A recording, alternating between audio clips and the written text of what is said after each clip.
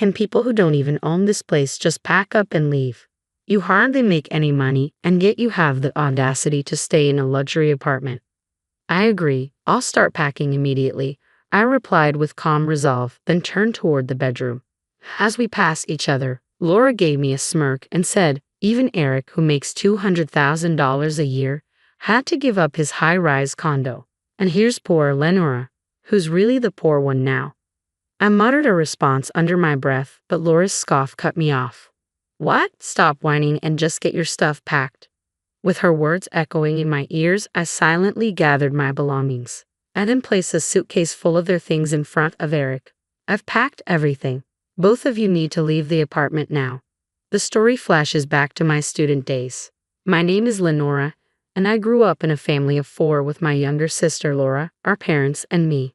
From a young age, Laura and I were polar opposites in both appearance and personality. I was tall and reserved, while Laura was petite and effortlessly charming. My parents showered Laura with adoration, and she grew up believing that being the center of attention was the norm. Despite my superior grades, Laura always found ways to outshine me in other areas. Whenever my academic achievements were acknowledged, Laura would immediately redirect the conversation to her own popularity. Who cares about grades? Listen to this.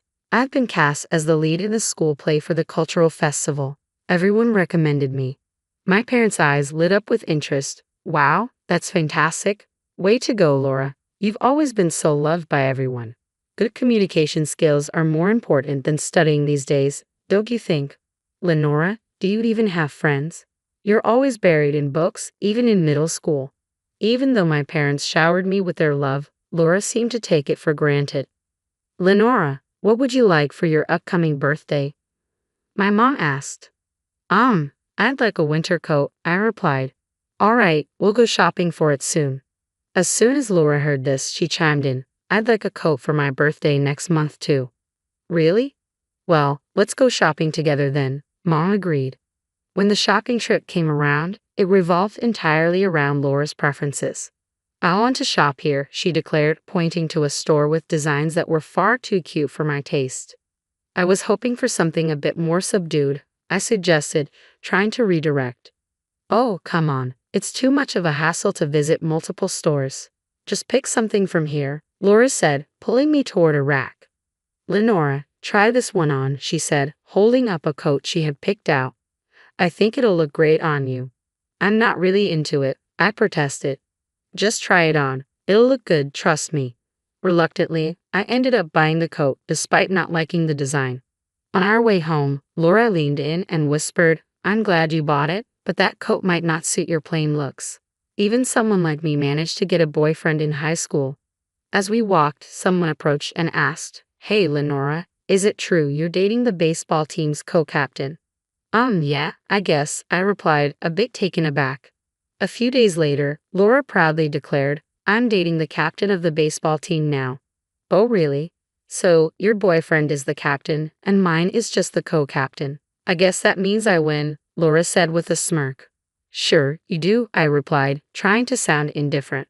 Laura always seemed to be in competition with me, but it didn't really bother me. Despite my nonchalance, Laura's underlying hostility never faded.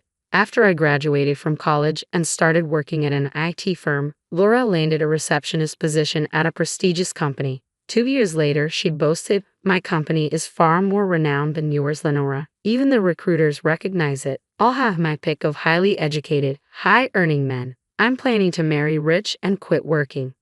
Laura spoke with an air of triumph, as if her main goal was not just to work but to secure a wealthy husband. At her company, Laura dated various men both within and outside of work, eagerly updating me on each new relationship. Don't you have a boyfriend, Lenora? She would often ask, seemingly intrigued by my lack of romantic news. I find my job fascinating right now, so I'm not too worried about having a boyfriend, I replied. Laura laughed sarcastically. That's such a cliched excuse. Lenora, with your small company, you'll never meet a decent guy. But a year later, I met Eric, and our relationship progressed swiftly. We got engaged, and when I introduced Eric to my family, Laura was taken aback. Lenora, didn't you say you didn't need a boyfriend? She asked, surprised. At the time, I really felt that way, I explained. Eric quickly stepped in to deflect the attention. Laura, love is unpredictable, you know. I'm sure a charming girl like you gets what I mean. Laura blushed at Eric's charming smile. Yes, she stammered. Then she leaned in to whisper to me, Lenora, where did you find such a handsome guy? Is he from your company? No, we don't work at the same place, I replied. I figured. There's no way someone like him would come from your company. Is he from a big name firm? His charm makes me think he's connected to some global enterprise. Laura seemed to take my vague answer as confirmation that Eric was from a prestigious company. Thanks to Eric's natural social skills, discussions about our wedding with my parents went smoothly. We decided on a small ceremony with just close friends and family. Laura, however, continued to complain. I want to meet Eric's colleagues, she said persistently. Eric and I soon settled into our newlywed life. After moving in, we invited my parents and Laura over to our new home. Laura was visibly stunned. No way, this is your new place? This isn't just an upscale apartment in Boston. How much does he earn? Laura asked eagerly. Does he make around $500,000 a year? Come on, tell me. No, it's not that much. So, $400,000. Finally, you got it. It's $200,000. Ah, I see. Well, that makes sense, Laura said, trying to mask her surprise. After prying Eric's salary out of me, Laura muttered to herself, handsome, eloquent, and high-earning. Laura gets everything. Then she declared a competition of sorts. I'm going to find someone who's more handsome and earns more than Eric. Just wait and see. Determined, Laura threw herself into the search for a marriage partner, frequently attending matchmaking events. A few months later, she began visiting us often, sometimes even dropping by when I was at work. Hey Eric, did Laura stop by again today? How long was she here? I asked. I don't remember exactly, Eric replied. After a brief chat, Laura left soon after. Thanks for always being there for my family, I said. Eric smiled reassuringly. What are you talking about? Your family is my family, Lenora. His words comforted me, and I stopped worrying about Laura's frequent visits. But one day, when I came home from work, I found Eric and Laura sitting together in the living room, waiting for me. Laura, you're here again. What's going on with you two? Eric's expression was serious. Lenora, we need to talk. Please have a seat. Talk about what? I want to break up. What? What are you saying? I want to divorce you and marry Laura. Are you serious? I have a child with Laura, I said, stunned. What? Laura interjected with a smirk. Sorry, Lenora. I'm in love with Eric. We want to be a happy family with our child, so we need you to step aside. I was floored to discover that Laura had been cheating with Eric all along. As I struggled to process the betrayal, Laura continued, Since you introduced me to Eric, I've been searching for someone better. Finding someone as great as Eric, who makes $200,000 a year, was tough. Looking back, Laura's interest in Eric does make sense. Laura went on, One day, I ran into Eric while I was feeling down. He was so comforting, and that's when I realized I could just take him from you. That's incredibly selfish, I said, my anger rising. Laura didn't seem to notice, so I added, If you step aside, it'll show that I'm better than you. I was seething with anger. Laura's selfishness had always been a problem, but I had tolerated it because we were family. Not this time. I couldn't stand by and be treated this way. I wouldn't forgive either of them. Fine, I said, trying to keep my voice steady. Oh, great, I knew you'd step aside so easily. After all, someone as plain as you doesn't deserve someone as great as Eric. So, you'll be moving out of this fancy apartment, right? It's too good for you anyway. At Laura's words, Eric interjected quickly, Hold on. Whether I own this apartment or not, we should sit down and talk this through. Laura dismissed him with a wave of her hand. Are you kidding? You don't even make that much money, and you want to stay in a luxury apartment. How shameless. I agree. I'll start packing now, I said quietly, heading toward the bedroom. As I passed by, Laura laughed and said, Poor Lenora, having to give up a $200,000 a year guy like Eric in a fancy high-rise apartment. Who's the real loser here? I muttered under my breath at her comment. Laura scoffed, Excuses, excuses. Just get your stuff packed. With Laura's voice fading into the background, I silently packed up my belongings. I placed all the packed items in front of Eric. Here, all of your stuff is packed. Now you both need to leave this apartment. Laura looked bewildered. What are you talking about? You're the one who's supposed to move out. No, it's you and Eric who need to leave. Both of you. What are you saying? Laura asked, confused. You were the one who said it's shameless to stay in a luxury apartment without making much money, I said. Laura, Eric, do you understand what I'm saying? Could you explain it to Laura here? Eric spoke so softly it was almost a whisper. This apartment isn't mine. What do you mean? I didn't buy this apartment. Lenora did, so it's in her name. Laura's face twisted in confusion. Why would you put it in Lenora's name? Eric should be the owner, since he makes more. Eric's voice grew even quieter. Actually, my income is less than Lenora's. What? But you make $200,000 a year. That $200,000 is Lenora's salary, not mine, Eric clarified. You're lying, Laura exclaimed. It seemed Laura was starting to grasp the situation. I continued, our household income is around $200,000, but most of that comes from me. After landing a job in IT and running a successful app business, my income grew significantly. That's when I met Eric. I started dating him because his cheerful personality was a welcome break from my hectic workdays. I expected that once we got married, he'd give up his part-time job. But as my income increased, Eric's work ethic diminished. By the time I finished explaining, Laura's face had drained of color. Wait, Eric has a job, right? He's not unemployed? He's essentially unemployed, I said. I stayed with him because he provided emotional support when I was busy, but he's just a man of empty promises who's been depleting our savings. You've done me a favor by taking him off my hands. But Eric always paid for upscale restaurants on our dates and even bought me designer clothes. That means he must have savings, right? I couldn't help but smirk at Laura's comment. That's just Eric for you, always putting on a show. He's been reckless with his credit card to impress people. I was the one left to clean up his financial mess. From now on, our accounts will be separate. You two will need to figure out how to handle the bills. Wait, so he's been spending wildly on credit cards without any savings? Who does that? I don't understand the mindset of someone foolish enough to cheat with his wife's sister. And honestly, the mindset of a woman who cheats with her sister's husband is beyond me as well. So you're saying my dreams of marrying a man who earns $200,000 and living a luxurious life in a high-rise condo are completely ruined? Without a shred of mercy, I kicked both the pathetic Eric and the crumbling Laura out of my apartment. I swiftly finalized my divorce with Eric and filed for alimony. Given their confession of infidelity, they had no grounds to contest the financial demands. Even after discovering that Eric was unemployed, Laura had no choice but to marry him because she was pregnant with his child. She hoped that fatherhood might make him more responsible. However, Eric's lazy habits remained unchanged. Initially, he had cheated with Laura, believing she was wealthier due to her position at a top-tier company. Yet he had no intention of contributing financially himself. He continued his part-time job, depleting Laura's modest savings to cover the divorce settlement and leaving no room to address credit card debt.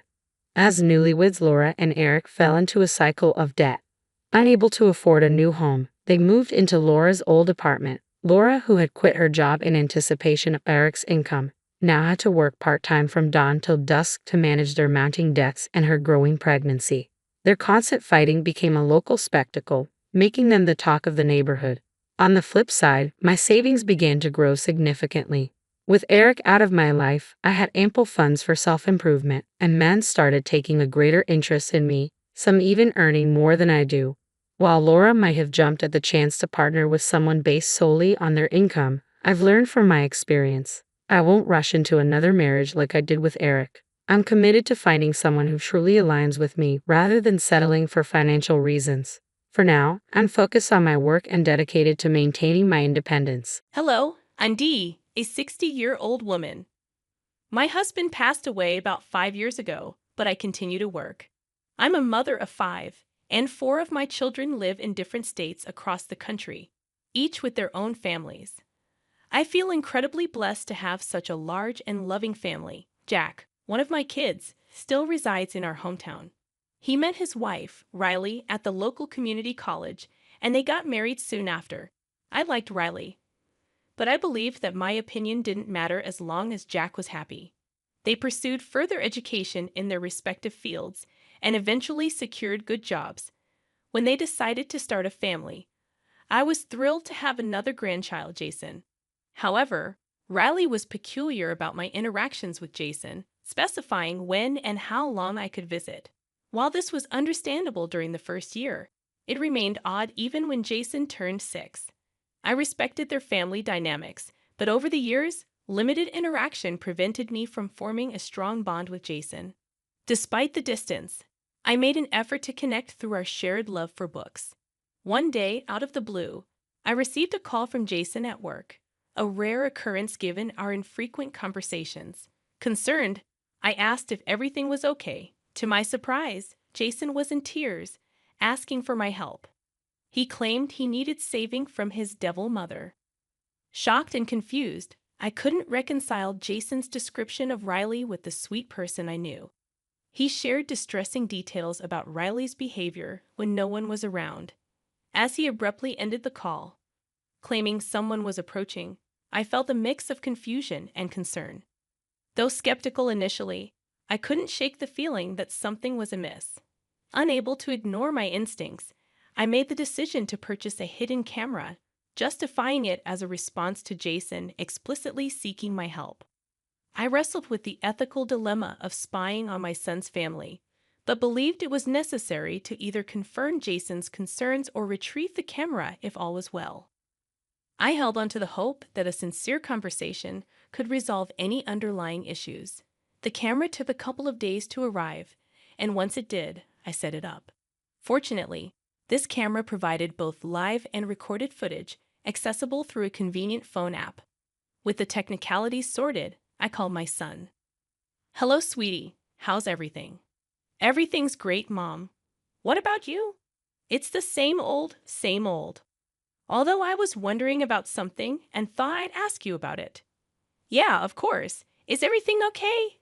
Yes. I was just thinking that we haven't met in a long time, and I was wondering if I could swing by your place one day."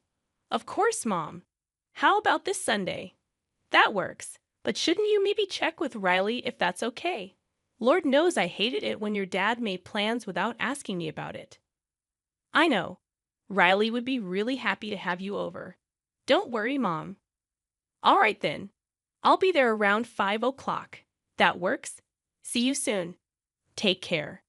Even though my visit had hidden motives, I was genuinely excited to spend time with my son, considering I rarely saw the rest of my family outside the holiday season. I tried not to intrude, respecting their busy lives. The weekend arrived swiftly, and I got ready early. Wanting to bring something, I picked up a nice bottle of wine and a couple of books for Jason, who loved to read. Arriving at my son's house, I was warmly greeted by all 3 of them. Jason's relief was evident, making me concerned again. Since he hadn't contacted me after the initial call, I was unsure of what he would say. We spent the next couple of hours talking, having dinner, and enjoying wine. Eventually, Jason excused himself to his room, so I decided to talk to him. Riley subtly tried to stop me, but I insisted. Jack intervened, allowing me to go talk to Jason. Shutting the door behind me, I handed him the books, and we discussed them for a while. I refrained from bringing up what he had mentioned, wanting him to initiate it. As we moved on to other topics, he grabbed a notebook and began writing. Showing it to me, it read, "Mom's listening, can't talk about anything." Unsure if he was serious or paranoid, I went along with it. During our conversation, he discreetly agreed to the hidden camera plan. I found a suitable spot to keep the camera, providing a good view of the room. After starting the recording and confirming the camera worked, I spent a little more time with Jason. When I mentioned it was getting late and that I should leave, I intentionally left my scarf behind as an excuse to return whenever necessary. I vaguely heard hurried footsteps moving away from the door, but I didn't dwell on it at the time. I hugged Jason goodbye, bid farewell to Jack and Riley downstairs, and headed home, exhausted but with a plan in motion. Back at home, I checked the camera and stayed up for an hour to read, keeping an eye on the footage. However, nothing significant happened that night. I repeated the process the next morning, observing the footage after Jason returned from school. Again, nothing alarming occurred, and doubts about Jason's claims crept in. I decided to give it one more day, planning to confront the situation if the footage revealed nothing. That night, As I monitored the footage while reading, I discovered the disturbing truth. Riley entered Jason's room with a stick, Jack trailing behind her. I immediately unmuted the video and heard Riley questioning Jason about his entire day, demanding extreme detail. When Jason stuttered, she harshly accused him of lying, making him put his palms out for swift raps against his knuckles. I witnessed the increasing frequency of her strikes as Jason sobbed, and Jack stood by watching. Disgusted and disappointed, I couldn't comprehend why Jack allowed his son to endure such unnecessary punishment. While the urge to intervene surged, I hesitated, unsure of what to say. Rushing over immediately would raise suspicions, but I recalled leaving my scarf behind. Though I had initially used it as an excuse to meet with Jason, it now served as a pretext to return. I dialed Jack's number. "Hey, Mom, is everything okay?" "Yes, no worries. I hope I'm not disturbing you." No, Riley and I were just saying goodnight to Jason." "Ah, all right. I wanted to tell you that I think I left my scarf in Jason's room last night. Do you think I could swing by tomorrow and pick it up?" "Why don't I drop it off for you right now?" "No, I'm way too tired. I'll fall asleep before you even get here. I had a long day at work." "All right, then why don't you swing by in the evening?" "I can't do that. I'm meeting up with friends for game night tomorrow. Riley and I won't be back till evening. Why don't you come by the day after?" "I need that scarf for tomorrow. We're having a Fed get-together." "Well, you could swing by in the afternoon. Jason will be home." "Lovely. I'll be there around 2. Good night, Mom." My heart raced as I fabricated the lie on the spot. At least my call served as a distraction, allowing Jack and Riley to discuss the situation without immediate interference. Whatever I had discussed with Jack seemed to have no effect on preventing Riley from punishing Jason. Before leaving Jason's room, Riley announced that he wouldn't receive any meals until dinner the next day.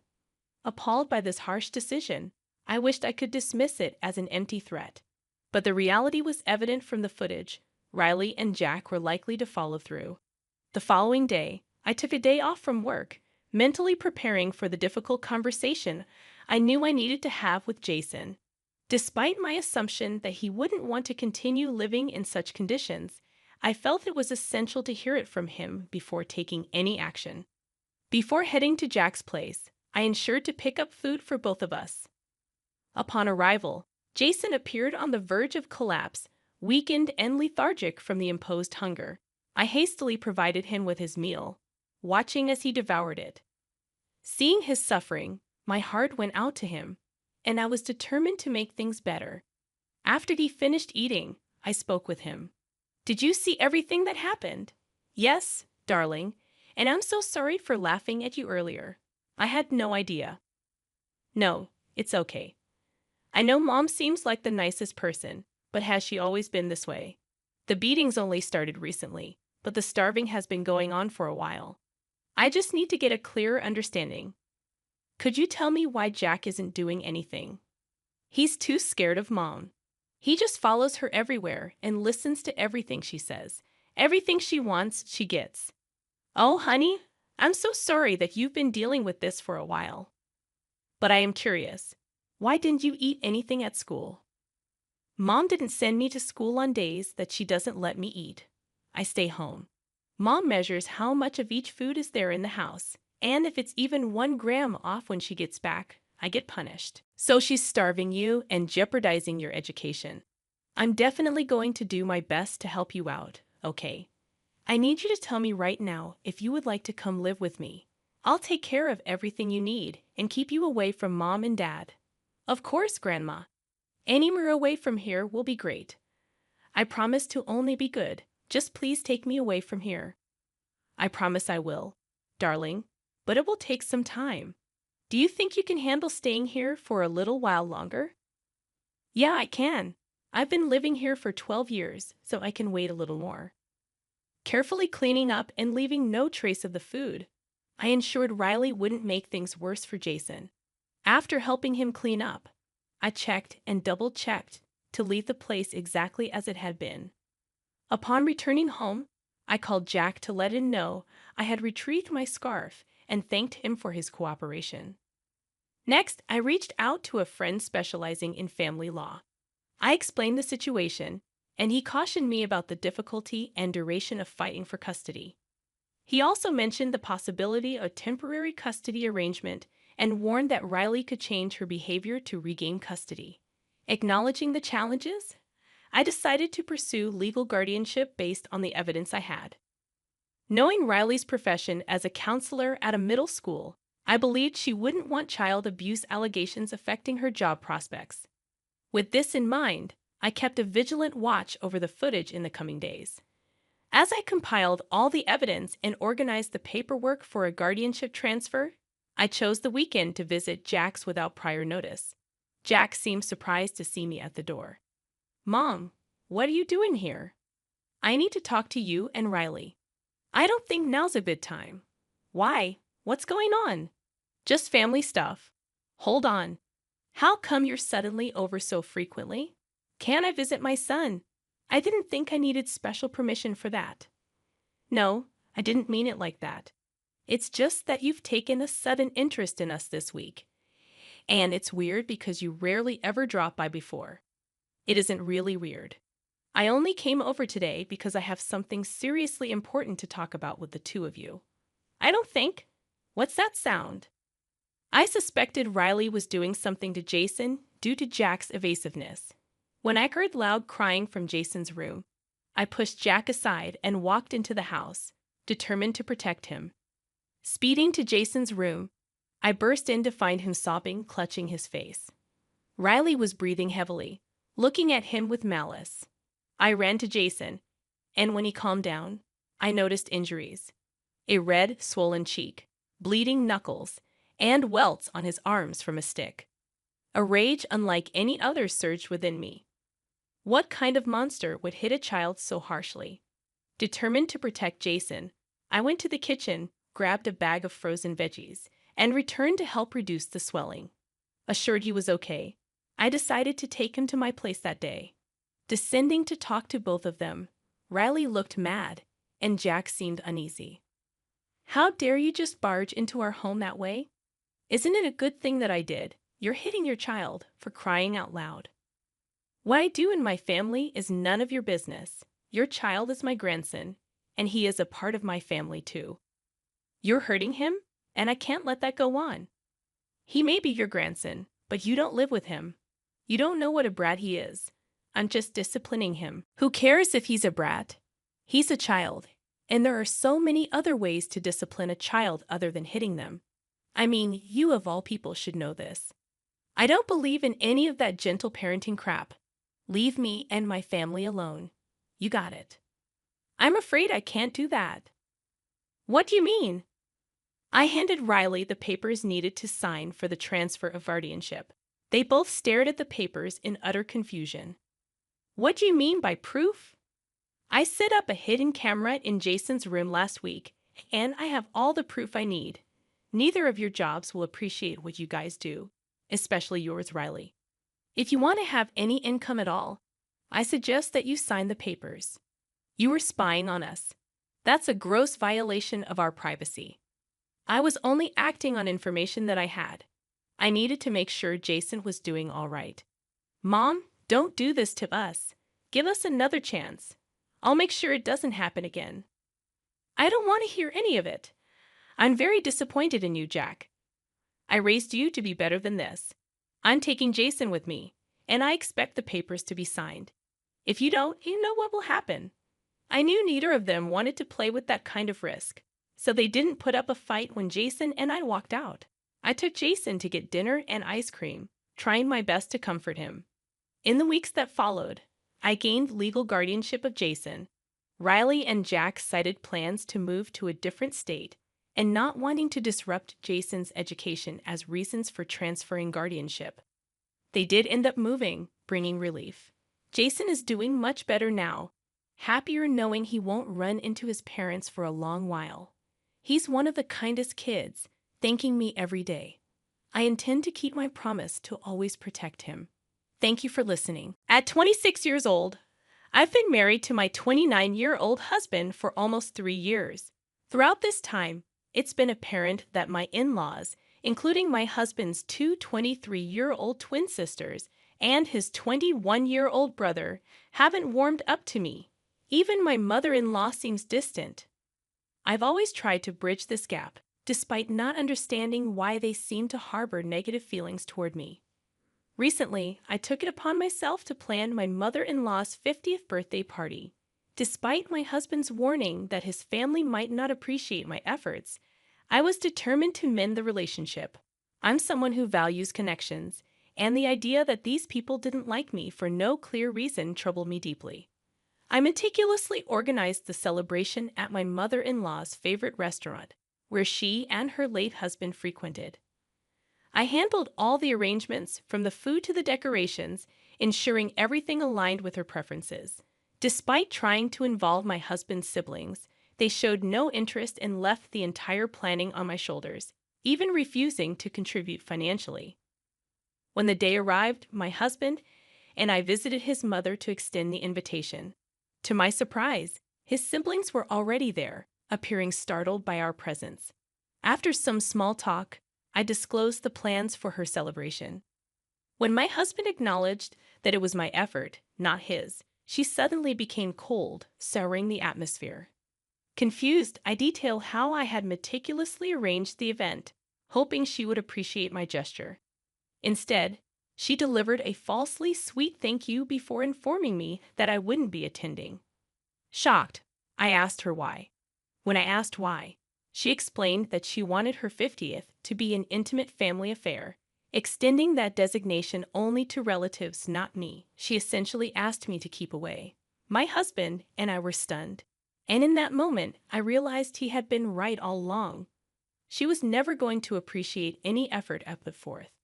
The smirk on my in-laws' faces infuriated me further. I couldn't contain my frustration. I stood up and bluntly told her to go to hell, warning her that if she showed up the next day, I'd have security remove her. That wiped the smugness off their faces.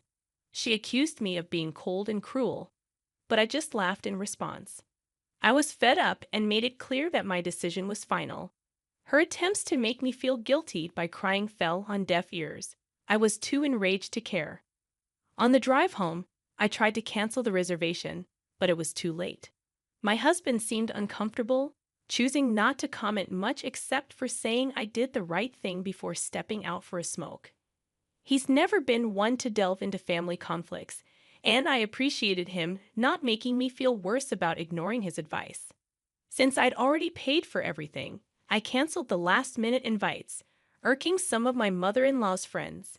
Instead, I called upon my own friends to salvage the situation and make the evening enjoyable. My husband and I invited some of his friends too, deciding to turn the occasion into our own celebration.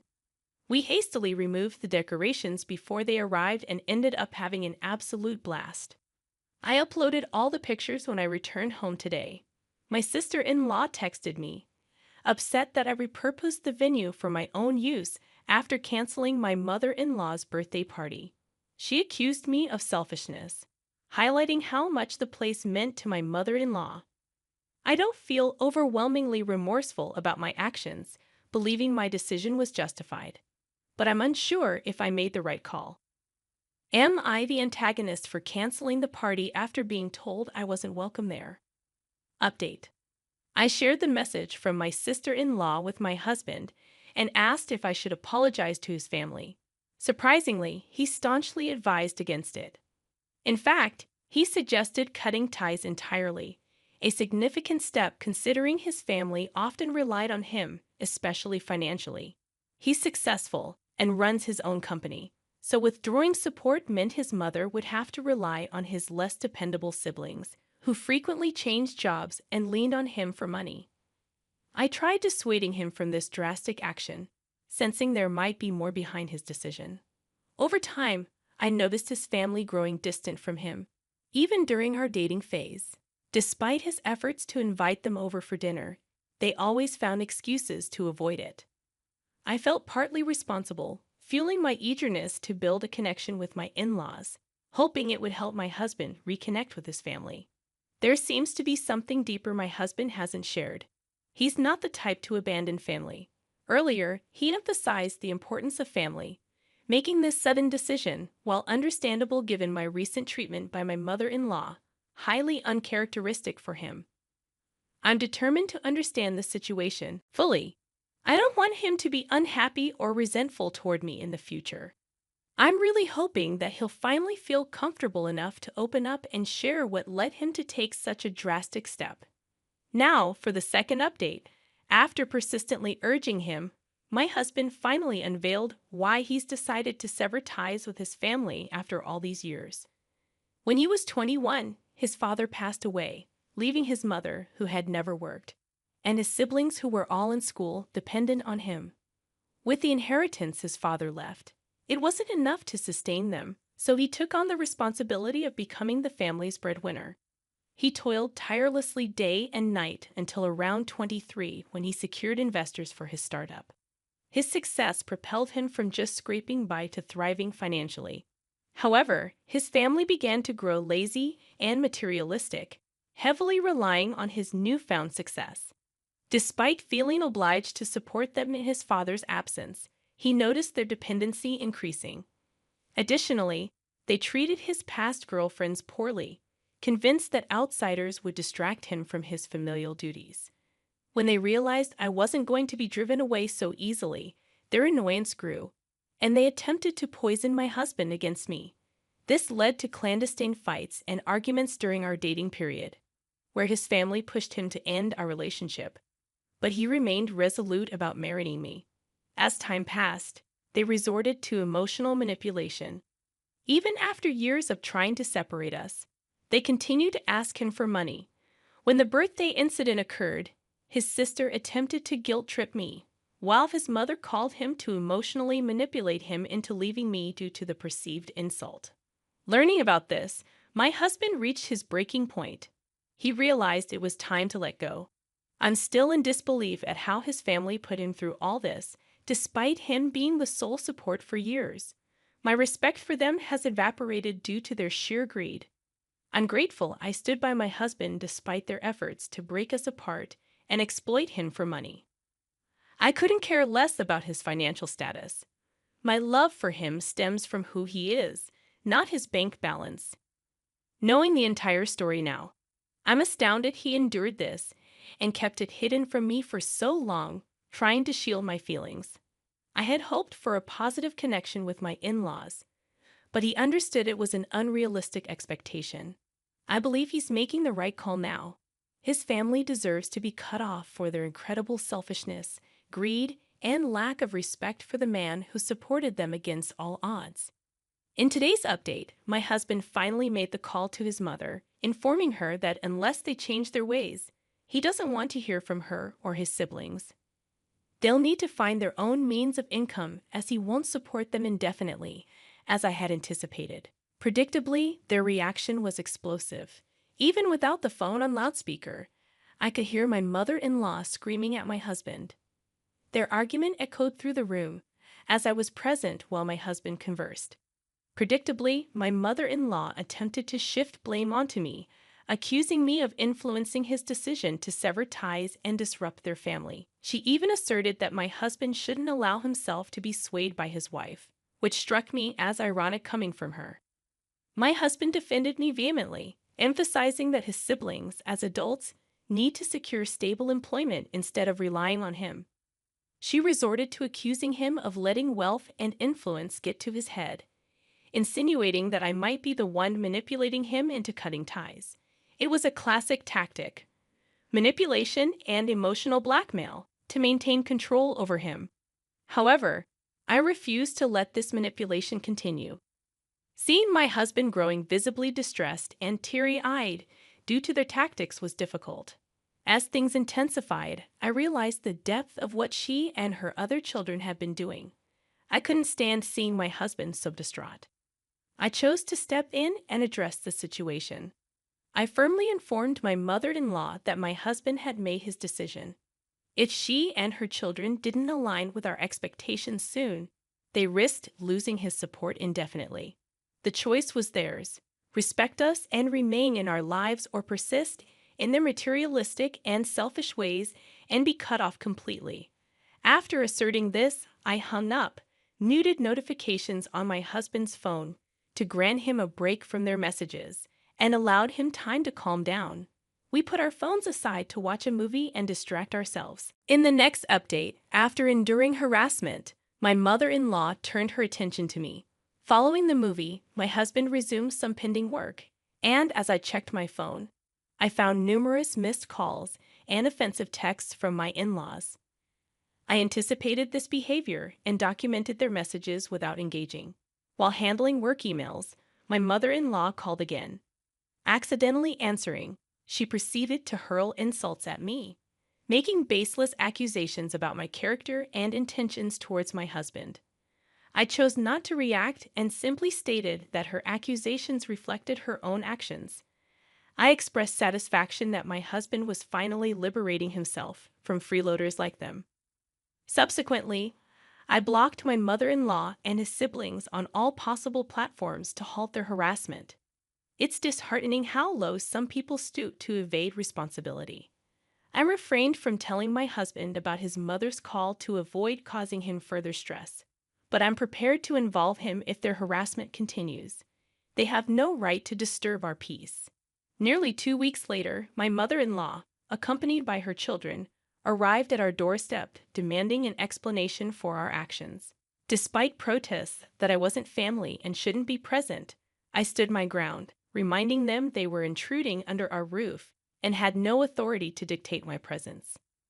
I was caught in a difficult situation when my husband's family showed up, bombarding him with accusations and insults. Seeing my husband's distress, I stepped in. Knowing his gentle nature, I knew he wouldn't defend himself against their manipulative claims. I urged him to compose himself while I confronted his family. They launched into a tirade, accusing my husband of abandoning them for my sake and claiming he was neglecting his familial duties just to please his wife. Their words were a storm of accusation and disrespect. I couldn't stand by as they berated my husband, accusing me of being a gold digger and him of being selfish. My patience snapped. I lashed out, calling them out for being lazy and incapable, surviving on my husband's generosity while offering nothing in return. They were stunned into silence, unable to counter my accusations. Taking advantage of their momentary shock, I demanded they leave before I involved the authorities for trespassing. They departed, but my mother-in-law persisted, emotionally manipulating my husband by implying his deceased father would be disappointed in his actions. Witnessing his emotional breakdown after they left, I spent hours consoling him, feeling regret for ever attempting to mend our relationship with them. After their departure, I ensured they had no way to contact us and suggested we seek legal advice, knowing they might continue their harassment. Sadly, my prediction was accurate. Within days, my mother-in-law sent a legal notice, falsely claiming my husband had embezzled funds from the family estate to start his business. This false allegation tarnished his reputation and affected his company. However, we fought back.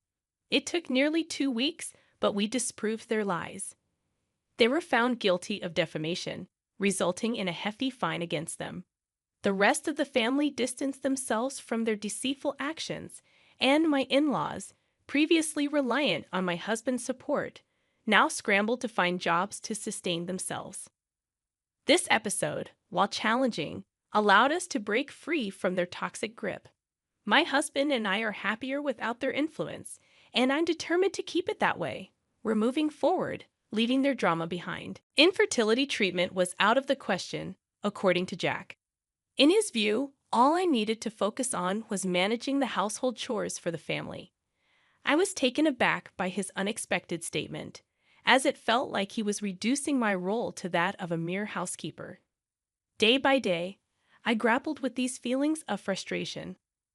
One day, while cleaning Jack's room, I stumbled upon a childbirth DVD featuring a woman I didn't recognize. Bewildered, I questioned the identity of this mysterious woman. At that moment, Michael, a man unfamiliar to me, appeared. Desperate and unsure of what to do, I sought Michael's assistance in uncovering Jack's infidelity. With a plan in mind, I proposed holding the family's traditional New Year's Eve gathering in the annex where Jack and I lived. I carefully explained the situation to my in-laws, seeking their cooperation. Eventually, they agreed, and my journey of revenge against Jack began. I introduced myself as Maria, a 40-year-old housewife married for 3 years. I had married Jack, 3 years my senior, through a matchmaking arrangement. Although our family was well respected locally, Jack, the son of a wealthy family, had remained single until the age of 40. Initially, everything seemed promising. However, as time passed, Jack's demeanor changed. His once kind attitude turned indifferent, and he communicated with me mostly through assigning household chores. Perplexed, I approached my mother-in-law, expressing my concerns about Jack's behavior. Her response was dismissive, attributing Jack's behavior to a perceived embarrassment in talking to his wife, just like his father had been after marriage. While somewhat reassured, I couldn't shake the feeling that something was amiss. Jack's reluctance to discuss our lack of children became a growing concern. Despite my efforts to conceive, including monitoring my basal body temperature and maintaining a healthy lifestyle, there was no sign of pregnancy after 3 years. Worried, I mustered the courage to discuss fertility treatment with Jack, only to be met with his adamant refusal. Jack's shocking words, dismissing the idea of fertility treatment and insisting on my focus solely on household chores, left me pale and bewildered. I questioned whether he desired children, considering his family's expectations for an heir. Jack's vague assurance that it'll work out somehow left me perplexed and searching for answers. Somehow, I found myself puzzled by Jack's cryptic words, but he remained silent about how it'll work out somehow. The meaning behind his vague assurance would later unfold unexpectedly. Day after day, I grappled with frustration while tending to the never-ending cycle of household chores, convincing myself it was a natural part of being a daughter-in-law. Yet, a growing emptiness persisted. During my routine cleaning of Jack's study, surrounded by countless books, I discovered a large CD rack next to the bookshelf. To clean thoroughly, I had to remove all the items. In the process, I accidentally knocked down about 20 DVDs. Faced with the challenge of putting everything back in order, I noticed meticulous labeling on both the discs and their cases. One label caught my attention: November 30th, 2022, Birth of Ethan. Trying to connect the dots with Jack's earlier words about an heir, I decided to play the DVD. In the living room, I inserted it into the DVD player and pressed play. The screen revealed a dimly lit room resembling a hospital examination table, with a woman in her early 20s, visibly pregnant, smiling at the camera. As the scene unfolded, the woman began experiencing labor pains, and Jack's voice could be heard soothing her. Shockingly, the pregnant woman repeatedly called him Jack. The video progressed to the childbirth process, with Jack excitedly encouraging the woman named Jessica. Tears welled up in my eyes as I realized Jack had been cheating on me. The date on the label indicated it happened exactly a year ago, implying nearly 2 years of infidelity. Though the DVD hinted at Jack's betrayal, it didn't conclusively prove the child's parentage. Considering legal or investigative options, I was hindered by Jack's limited financial support for my living expenses. Lost in contemplation, the doorbell rang, and on the monitor, I saw a man in his late 20s, Michael. Curious about his purpose, I'd opened the door, and he introduced himself, asking if Jack was home. With a troubled expression, he handed me his business card, revealing his name as Michael. The name Michael sounded familiar, and I couldn't shake the feeling that I had heard it before. When Michael revealed that he wanted to inquire about a woman named Jessica, one of Jack's subordinates, a sense of recognition hit me. Jessica was the same name as the pregnant woman from the DVD. Curiosity got the better of me as I asked Michael if this Jessica was the woman who gave birth about a year ago. To my question, Michael showed surprise, and I pressed for more information. His response left me in shock as he mentioned something about Jack acknowledging the child. Intrigued and wanting to unravel the truth, I invited Michael inside. Though I offered him tea, he declined and began explaining the complex situation. Michael disclosed that Jessica was his ex-girlfriend, and despite her being pregnant with Jack's child, the baby, Ethan, was actually his. This revelation left me bewildered, especially since Michael insisted on having proof.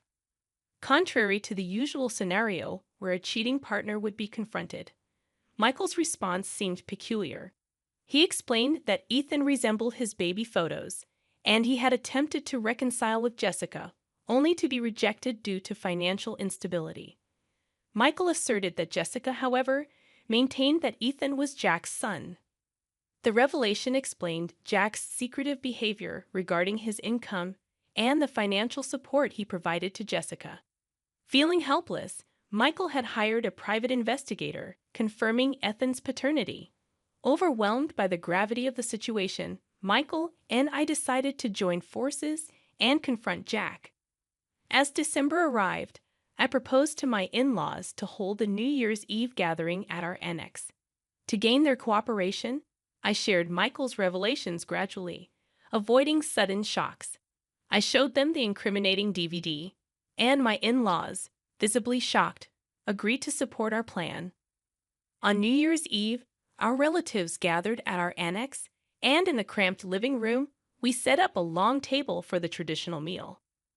Before dinner, my father-in-law addressed everyone, expressing gratitude for their presence and mentioning the importance of what we were about to show. As he spoke, I stood up, urging everyone to watch the video, setting the stage for the revelation that awaited them. I said, "This," turned on the TV, and started preparing the DVD player. "What is it? Some interesting video?" Jack asked me with a smirking expression, unaware of the fate that awaited him. As soon as I pressed play, Jack's face froze. Suddenly, the labor waiting room appeared, with Jessica lying down. "Is this? Hey, stop it, Maria." The relatives around us began to murmur in confusion. "What's this all about? Who's that pregnant woman?" All eyes turned to Jack, realizing the trouble. Jack frantically searched for the DVD player's remote. But anticipating this, I had hidden the remote. When Jack realized the remote was missing and approached the DVD player, my father-in-law held him back. "Stop, please, stop." Jack struggled to stop the playback, but my father-in-law and I firmly restrained him. "Jack, don't make it worse. Just watch quietly." Hearing his parents' words, Jack, almost in tears, fell silent. Meanwhile, the childbirth DVD continued playing. Is this Jack's secret child? Oh my, to think someone in our family has a mistress. If this gets out, we won't be able to show our faces around here. Amid the uproar, with some relatives crying, I addressed everyone to calm them down. "Everyone, please calm down. This baby being born is not Jack's child, but Jack was there, right?" The pregnant woman kept calling his name in pain. Everyone looked at me confused. Jack was the most shocked of all. "Maria, how did you know that?" "Oh, so you knew it too, that he wasn't your child." When I pressed him, Jack covered his mouth with an awkward awe. "Why did you acknowledge him if you knew he wasn't yours and you've been paying child support every month?" Well, Jack, sweating on his forehead, was at a loss for words. "Acknowledgement, child support, and yet he's not your child. Explain that properly." "Yeah, we can't accept this as it is." Everyone was accusing Jack in unison. But Jack himself couldn't seem to spit out the truth. My mother-in-law, unable to hold back any longer, prostrated herself in front of everyone, crying. "Everyone, I am so sorry. It was my fault for not raising him right." While sobbing, I rubbed her back with both hands. "No, it's not your fault. I am going to call someone who will testify. Now that's right, I forgot. I'm sorry for losing my composure." My mother-in-law raised her tearful face, and Jack, sensing something was off, confronted me. "What's going on? What are you all planning?" "Quiet," to Jack. "This mess is your fault in the first place. Yes, even if the child isn't yours, the fact remains you cheated." The room fell silent at the in-laws' words. It was about time to make the call. I took out my phone and dialed someone. A few minutes later, the doorbell rang, and it was Michael, who had been waiting nearby. Behind Michael was Jessica, carrying Ethan. When I let them into the living room, the relatives started murmuring. Isn't that the pregnant woman from before? Yes, that's her. And this man, Michael, is the real father of the child. I introduced Michael to everyone as planned. Michael followed our plan perfectly, bringing Jessica with him. The plan was this. Michael went to Jessica and told her that Jack's family had found out about his secret child. He lied that Jack could no longer pay child support and was transferring custody to Michael. Believing this, Jessica would surely panic. So Michael said, I can't suddenly become a father, and suggested they come to our house to discuss child support. Normally, a mistress wouldn't come to the house, but Jessica seemed desperate for money, thinking Jack would help her. She came because Michael knew how Jessica would think. He brought her here as planned, and as expected, Jessica yelled at Jack on seeing him. What? You're not paying child support anymore, and even giving custody to this poor man is cruel. What? I didn't say any of that. I tricked you, Jessica. I said, this, turned on the TV, and started preparing the DVD player. What is it? Some interesting video. Jack asked me with a smirking expression, unaware of the fate that awaited him. As soon as I pressed play, Jack's face froze. Suddenly, the labor waiting room appeared, with Jessica lying down. Is this? Hey, stop it, Maria. The relatives around us began to murmur in confusion. What's this all about? Who's that pregnant woman? All eyes turned to Jack, realizing the trouble. Jack frantically searched for the DVD player's remote.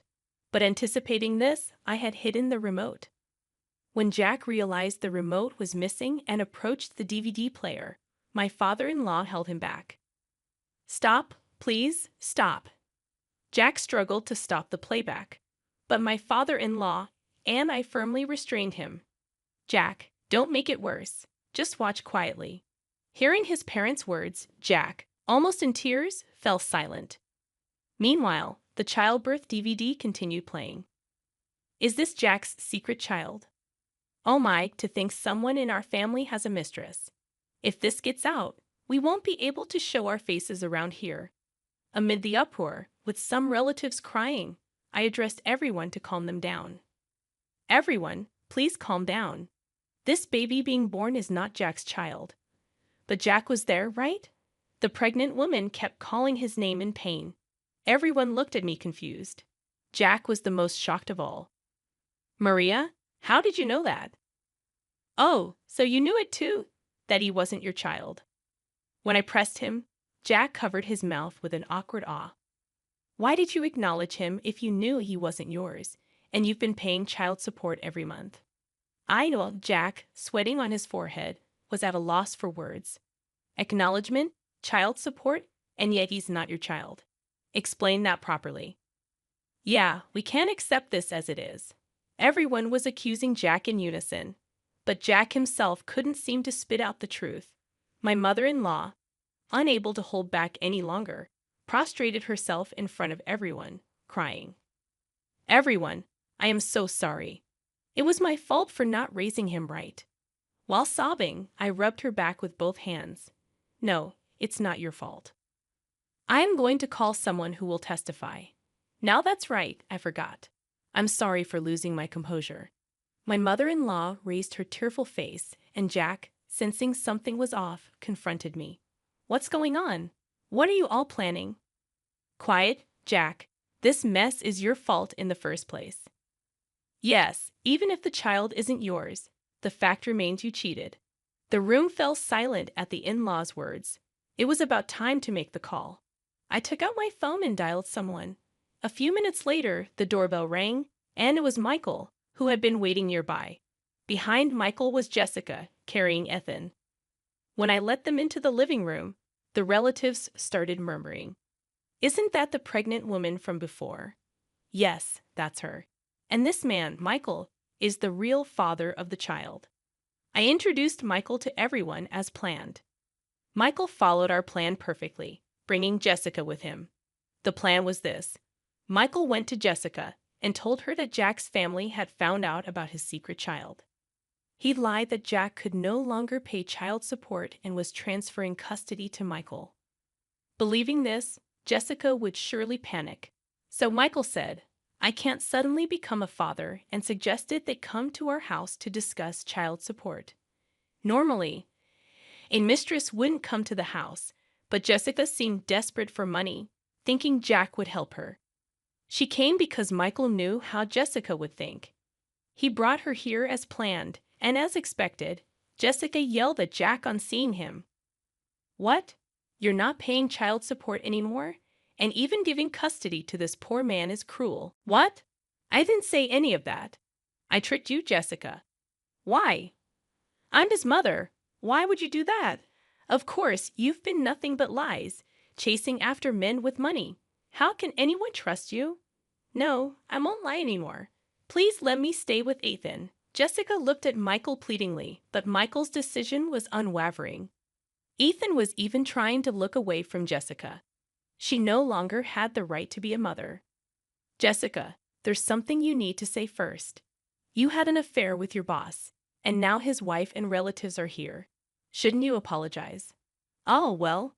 Jessica was at a loss with the relatives watching. I seized the opportunity to confront her. "Well, regardless of whose child it is, your affair with Jack is a fact. We'll be demanding proper compensation for that." "No, I don't want to." "What a shameless woman. Settle your dues properly." The relatives echoed the sentiment.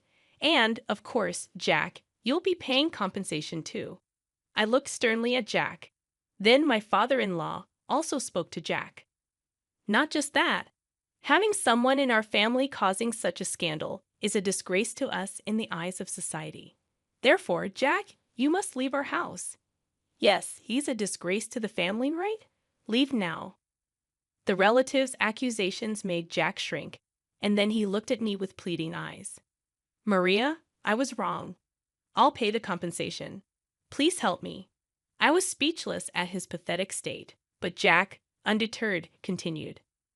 "Wait, if I'm kicked out, you'll struggle too, right? So ask Dad to let me stay. He'll listen if you ask." "No, that's not necessary. I'll also leave after divorcing you." I firmly responded, feeling relieved.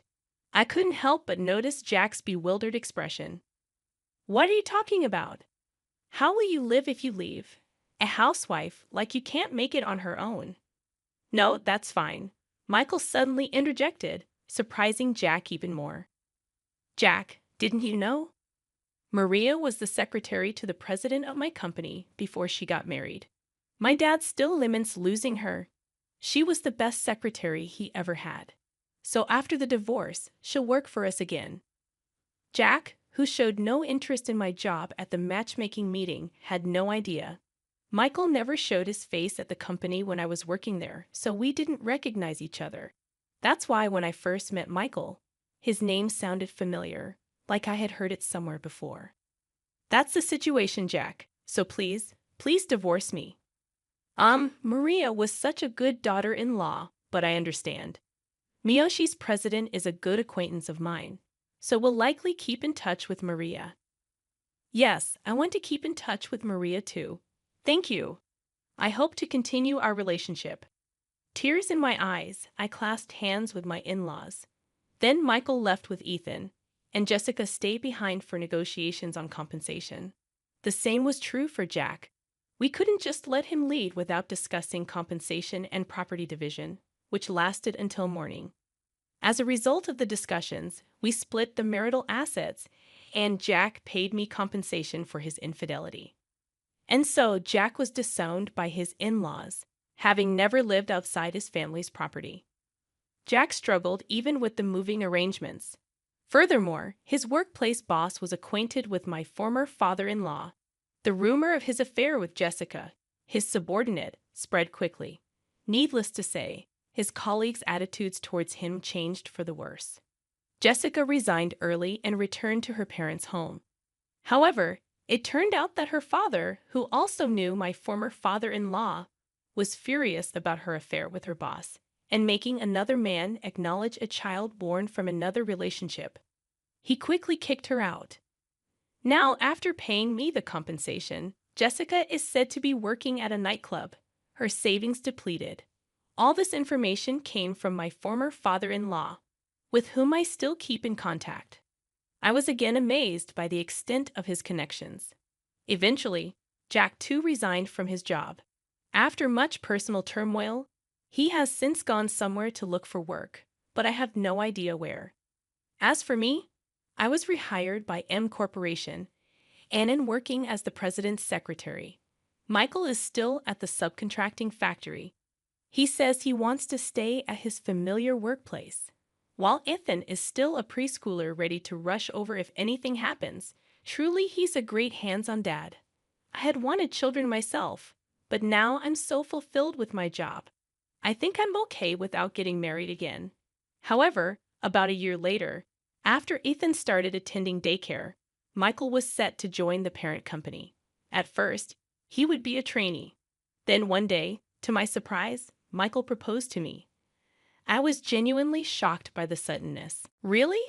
There's quite an age gap between us. Are you sure? When I asked, Michael responded with a smile. I've decided ever since you got divorced. Ethan is attached to you. And besides, my dad says it has to be Maria. I know I'm younger, but please, will you marry me? Moved by Michael's sincerity, I was drawn to him, and so we got married. Now it's Michael, Ethan, and the new life growing inside me. A child from Michael and me. We're building a happy family together.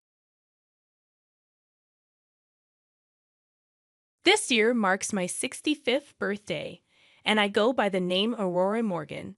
Currently, I reside with my retired husband, a kind and caring man with whom I've shared a long and supportive companionship.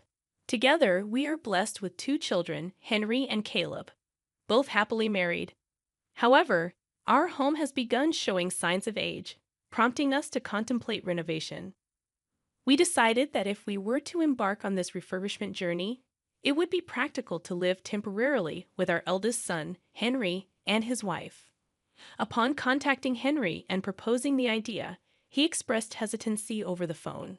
Apparently, the thought of us cohabiting didn't sit well with him or his wife, Hannah. Despite their reservations, we insisted on including a room for us in the renovation plans. Upon sharing this with Henry over the phone, he was audibly hesitant, expressing concern about the challenges of living together. Hannah, his wife, vehemently opposed the idea. Eventually, we decided to drop the suggestion, acknowledging that it might not be the best arrangement. Following this conversation, I shared the details with my husband, who remained optimistic. Despite our eldest son's reservations, he suggested renovating our home to make it more suitable for our elderly years, creating a barrier-free environment where we could live comfortably, just the 2 of us. Several months later, our home was transformed according to our specifications. It became a barrier-free residence, ensuring our comfort and convenience in our later years. Eventually, we invited both our sons and their wives for a gathering. Skylar, our younger son's considerate wife, arrived first, expressing her appreciation for our cooking and offering her assistance in the kitchen. However, when Henry and Hannah arrived, their attitudes were less than pleasant. They made themselves at home on the sofa, demanding tea as if they were the hosts. Despite their disrespectful behavior, we tried to maintain a peaceful atmosphere. During the meal, Henry, appearing irritated, broached the subject we had gathered to discuss. As he spoke, he dropped a bombshell, a recent lung cancer diagnosis. While Caleb and Skylar were visibly shocked, Henry and Hannah's expressions remained unchanged. As the gravity of the situation sank in, Caleb inquired about the current status of the cancer diagnosis, his voice trembling with concern. The response was delivered calmly, leaving us all to contemplate the challenges that lay ahead in the coming weeks. I faced the harsh reality of being admitted to the hospital, knowing that cancer had already spread throughout my body. The doctors, with somber expressions, delivered the devastating news. I had only 6 months left to live. As Skylar tried to hold back tears, I bit my lower lip. Henry, seemingly detached, remarked about my aging, as if it were happening to someone else. Hannah nonchalantly responded, Well, you can't beat age, can you? My uncle died suddenly from stomach cancer. Their callous statements infuriated me, and I couldn't help but raise my voice, urging them to stop. Skylar and Caleb attempted to calm the situation, assuring that they would take care of Mom in my absence. As the eldest son and his wife appeared preoccupied with their phones, seemingly indifferent to the gravity of the situation, my spouse, with a calm demeanor, requested our children to look after Aurora in the coming months. Caleb and Skylar reassured us, but the eldest son and his wife barely acknowledged the request. The meeting concluded after lunch, and I walked outside to bid farewell to Caleb and Skylar, as Henry and Hannah had hurriedly departed. Despite the difficult circumstances, Caleb encouraged me to keep going, assuring their continued support.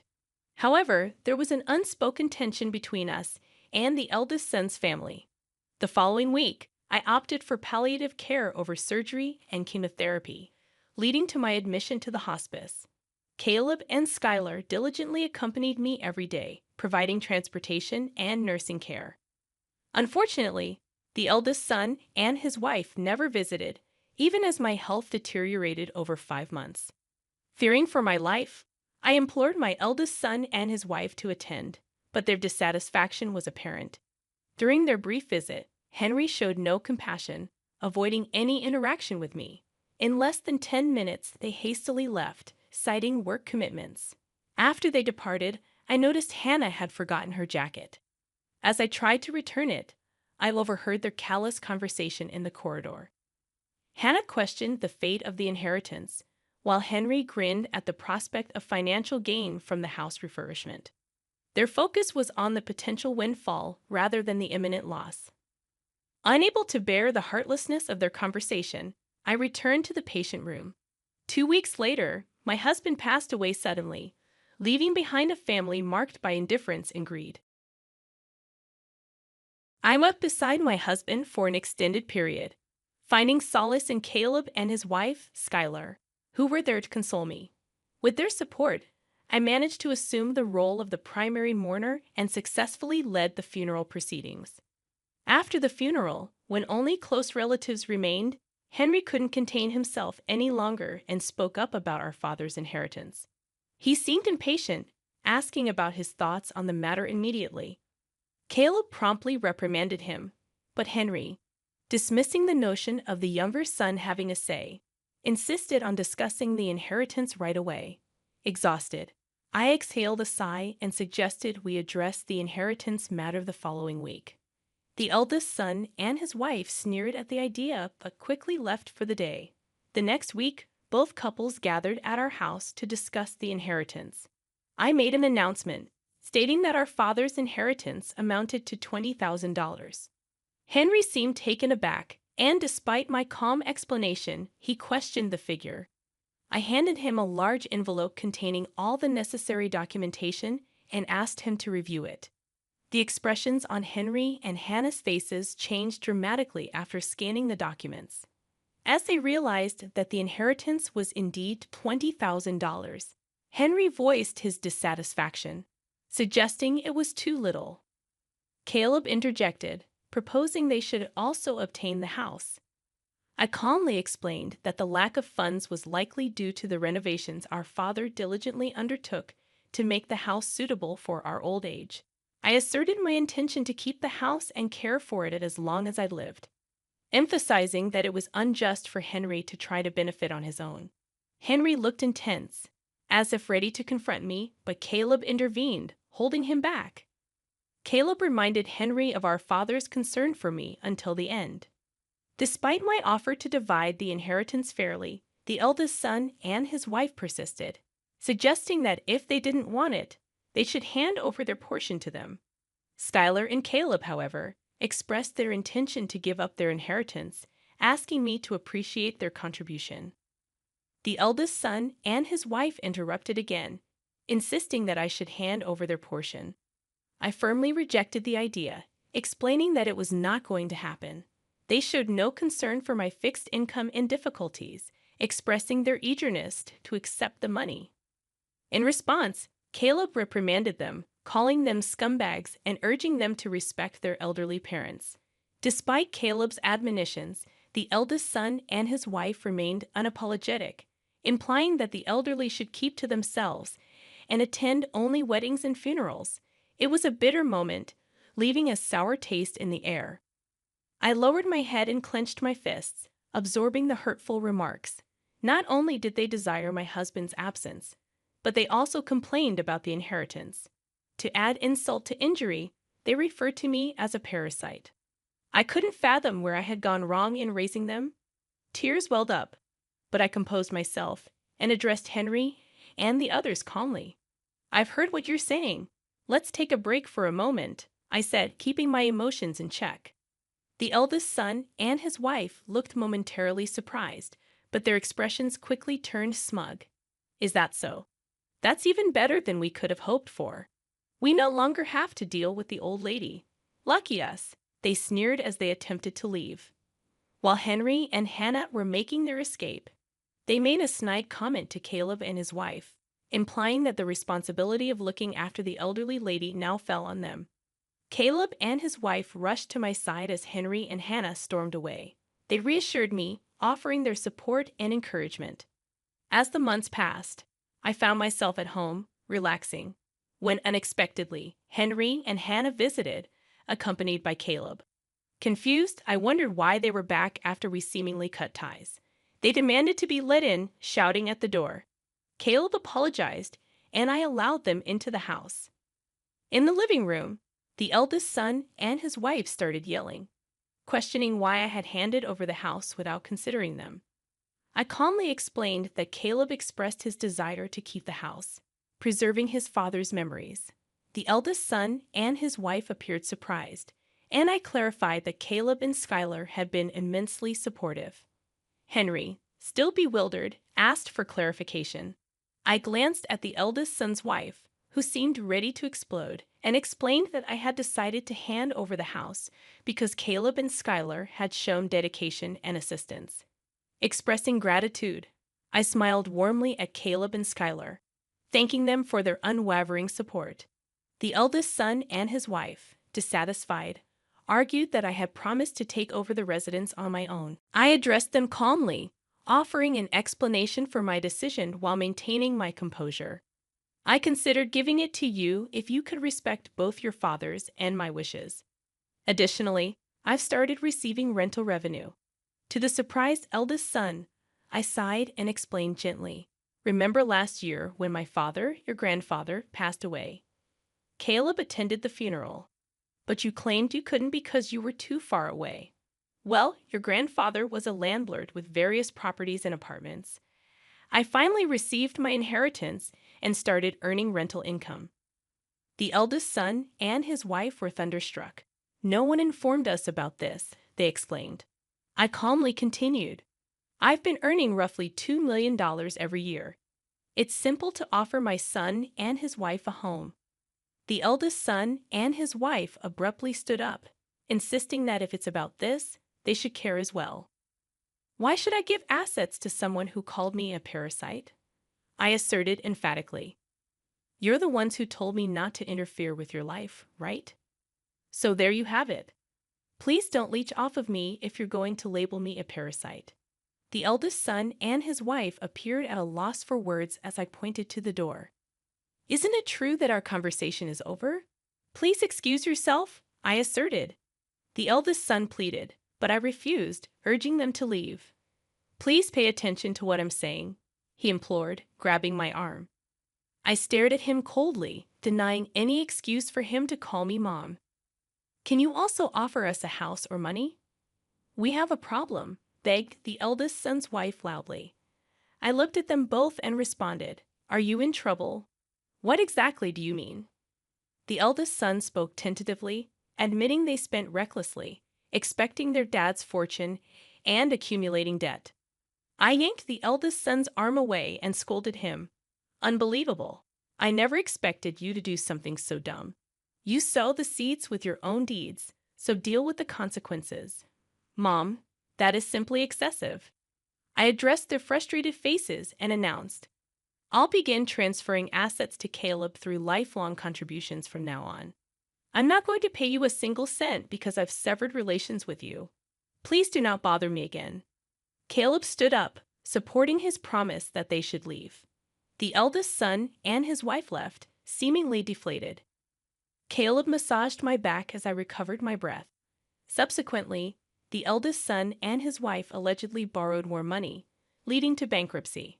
Their future seems bleak, with disputes in their flat at night. As for me, I handed over the house to Caleb and purchased an assisted living apartment nearby. Caleb and his wife visit frequently, and a cute grandson was recently born.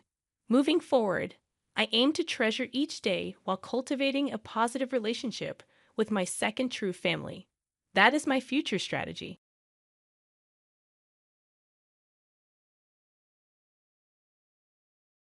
I prided myself on being a devoted father for securing a house for my daughter.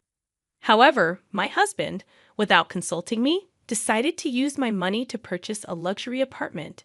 Frustrated by his audacious plan, I swiftly responded by presenting him with divorce papers. In the face of my unexpected move, my husband was taken aback, clearly unprepared for such a turn of events.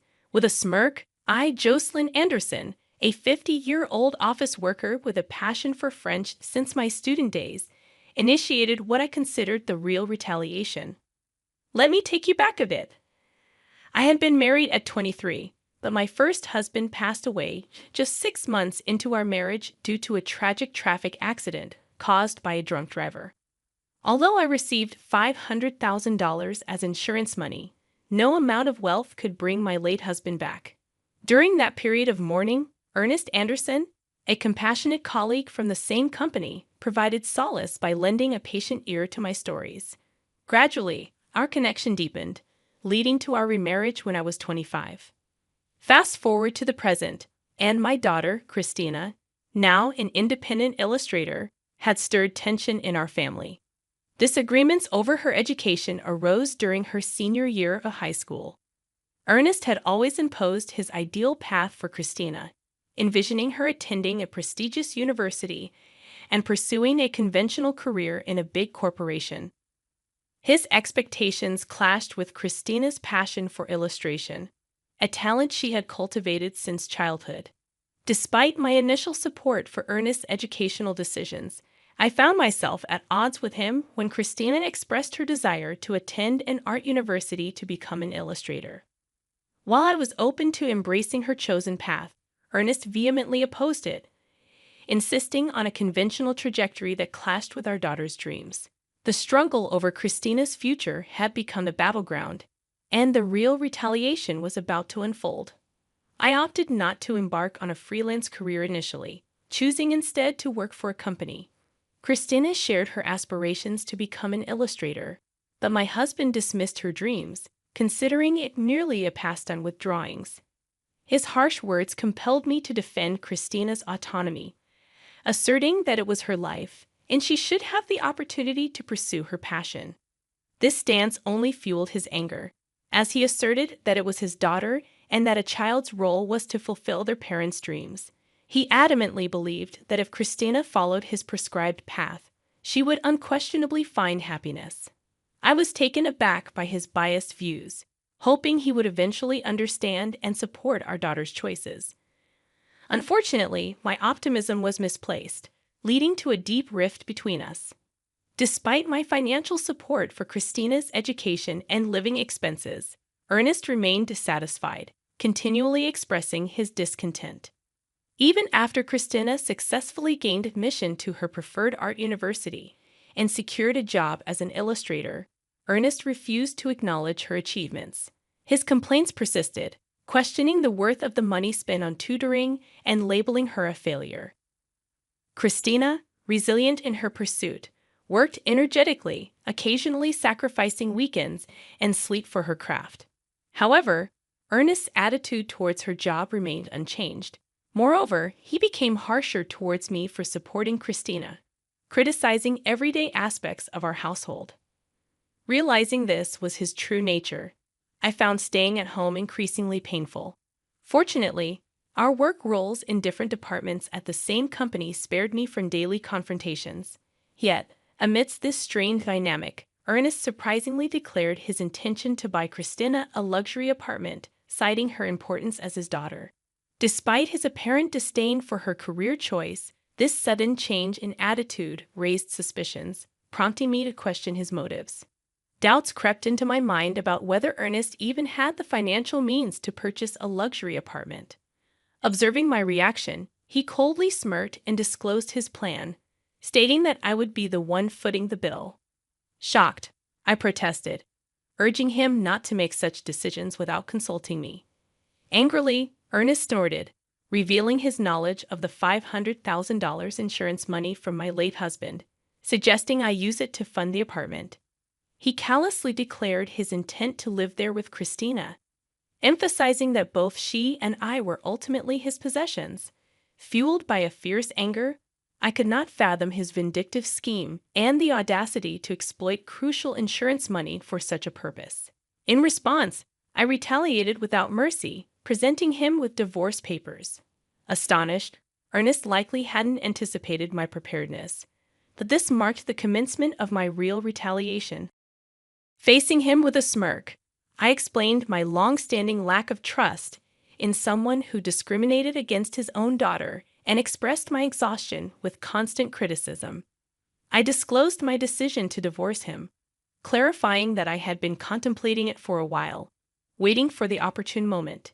Seizing on his earlier mention of divorce, I handed him the papers, urging him to file quickly if he desired freedom. Initially dismissing it as a joke, Ernest reacted angrily when confronted with the reality of divorce. My anger peaked as he attempted to downplay the situation. Unperturbed, I insisted he accept the divorce papers, emphasizing the incomprehensible principles behind his actions. Threatening legal consultation, Ernest reluctantly received the papers, still claiming it was all a jest. Concerned about potential retaliation, I swiftly left the house, submitting the divorce papers to the city court. I promptly informed Christina about the outrageous behavior, and she too expressed fury. She condemned her father's actions and offered solace, suggesting that I stay at her apartment for a while. So, I made the decision to spend the night at Christina's place. That evening, we delved into discussions, meticulously planning our next moves against Ernest. About a week later, on holiday, Christina and I paid a visit to Ernest's house, the place I had called home until just a week prior, now feeling like a distant stranger's abode. Upon ringing the doorbell, Ernest swiftly emerged, adopting a condescending gaze as he questioned our purpose. He arrogantly assumed we had come to apologize for everything. Despite the infuriating condescension, I suppressed my anger and spoke in a meek, apologetic tone, claiming that I had indeed come to apologize for my wrongdoings. Christina, playing the role of a repentant daughter, echoed my sentiments. Oblivious to the theatrics, Ernest appeared genuinely pleased, believing we had come to our senses. However, his curiosity was piqued when he noticed the bags we carried, bags so full they were on the verge of bursting, tied up tightly to conceal their contents. From one of the bags, I extracted a bundle of actual $10,000 bills. Expressing remorse for my actions, I offered him some of my late husband's insurance money, urging him to use it to live in the luxury apartment with Christina. I mentioned the $500,000 total and asked him to keep it safe. Ernest's eyes gleamed at the sight of the money, and he eagerly agreed to safeguard it. He led us into the house without hesitation. Despite having left just a week earlier, the place was in disarray, with laundry and garbage scattered about. Suppressing laughter, I imagined Ernest's struggle to maintain the house on his own. Christina and I placed the bag's contents into the safe, excluding the $10,000 bundle. Fortunately, when Ernest went to the kitchen to make coffee, he remained oblivious to our actions. After returning to Christina's apartment, I grabbed the bags and left for a new place on my own. Christina bid me farewell with a smile, assuring me she would contact me once she was settled. 2 days later, while I was peacefully asleep in my new residence, Ernest called, inquiring about the $500,000. I chuckled heartily, realizing that he had taken longer than expected to notice. Ernest had fallen for our trap. The bags mostly contained just newspapers, cleverly arranged to create the illusion of holding $500,000. I had only prepared $110,000 from the bank to make Ernest believe my ruse. After depositing that money back into my account, it was no longer in my possession. If Ernest had probed further and asked to see inside the bags, I intended to reveal the truth, asserting that such an incredible deal couldn't possibly be genuine. However, deceived by just the $10,000, Ernest had been completely fooled. I had only prepared $110,000 from the bank to make Ernest believe me. After depositing that money back into my account, it was no longer in my possession. If Ernest had probed further and asked to see inside the bags, I intended to reveal the truth, asserting that such an incredible deal couldn't possibly be genuine. However, deceived by just the $10,000, Ernest had been completely fooled. Until now, you did terrible things to Christina and me, so I thought it was only fair to retaliate like this. If you want to resent someone, resent your past self, not me, I calmly stated. Ernest, looking troubled, began to plead, admitting his faults and asking me to return. Shocked by his selfish reasoning, I firmly rejected his proposal. I'm not an ATM or your housekeeper. You're an adult, handle it yourself. Besides, I'm in France now. This isn't just a vacation, it's an overseas transfer for work. I decided to divorce you and start a new life abroad. I revealed, explaining my decision to pursue my dreams and escape from him. Ernest, perplexed by the news, questioned why I hadn't informed him earlier. I dismissed his query, stating that we were practically strangers now, working in different departments. Furthermore, I revealed that Christina would contact him the next day through a messaging app. The following day, amidst the early hours due to the time difference, I initiated a video call through the messaging app with Ernest and Christina. Christina began expressing her sentiments, reminiscing about her childhood adoration for Ernest, but quickly transitioning to her current disdain. You completely dismissed my career choice. That's when I saw your true nature. You just wanted to control me. There was no love. Now, I hate you and never want to see you again. This call is the last time we'll speak. I'm cutting ties, Christina declared firmly, leaving Ernest visibly distressed. Unexpectedly calm, Ernest pleaded for her understanding, seemingly assuming Christina would always adore him. However, Christina remained resolute, urging him to reflect on his actions. She then informed him that she had moved, advising him not to attempt to locate her new address through investigators or any other means. Adding to her announcement, I informed Ernest that I had informed his workplace, relatives, and parents about the reasons for our divorce, ensuring transparency about our decision. With that, the call concluded, leaving Ernest to reflect on the consequences of his actions. After ending the video call with Christina, I mirrored her actions, ignoring Ernest's pleading apologies. His remorse no longer held any significance to me. Christina expressed a sense of relief, feeling liberated after voicing her true feelings. Executing our plan brought a semblance of satisfaction, especially witnessing the impact it had on Ernest.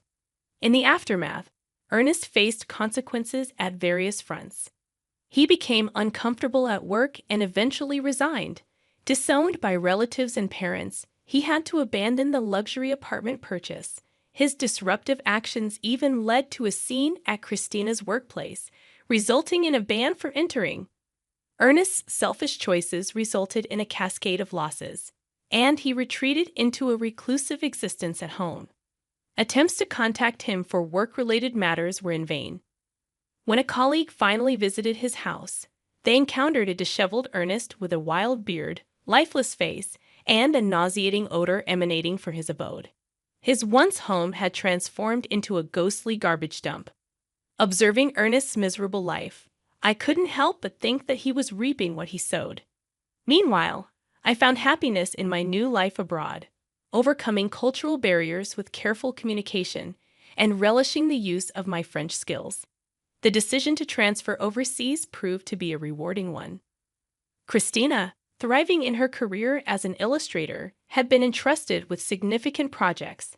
In our phone conversations, she conveyed her satisfaction, emphasizing the joy of pursuing her passion. As a parent, witnessing my daughter shine in her chosen path brought immense gratification. Despite the challenges and adversities, both Christina and I emerged from the ordeal radiant and fulfilled in our respective lives. The journey, though tumultuous, affirmed that we had made the right choices, and the pursuit of our dreams had led to a brighter and more gratifying existence. Hey everyone, it's June. My husband Gabrielle and I are collaborating on this story, but before we dive in, I need to share a rather unpleasant experience. My first encounter with Gabrielle's parents, Louise and Lena. Let me fill you in on what they had to say. Brace yourselves.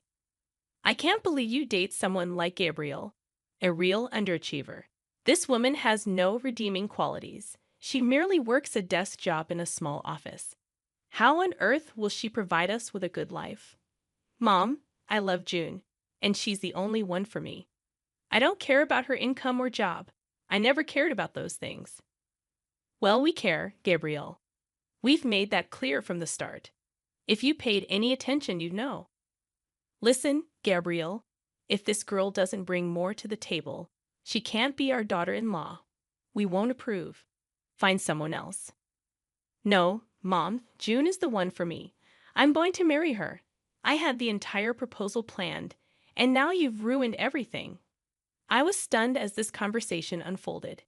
Yes, I was surprised about Gabrielle planning to propose. We had been dating for 3 years, and while I hoped for a proposal, I didn't expect it to happen so soon. However, what left me truly shocked was Louise and Lena's alarming behavior toward our relationship. Gabrielle had warned me about them, saying, June, I've met your dad. He's great. But let me be clear, my parents are not good people. I was naive, not comprehending how cruel and selfish parents could be. While Gabrielle financially supported his parents, he distanced himself from them, revealing that they were motivated by greed, always pushing him to marry rich. The day I met his parents, I realized how true his words were. Despite their protests, Gabrielle proposed, and we got married. Although Louise and Lena threatened to boycott the wedding, they eventually attended, thanks to Gabrielle's desperate pleas. He didn't have much family on his side and wanted them there, even though they made it clear they didn't approve. I later discovered that Gabrielle had convinced them to attend by portraying my family as financially stable. While they reluctantly came, their motives were evident. They made it a point to remind me, just so you know, June, we still don't approve of this marriage. Gabrielle is a successful man, and we expected more from him.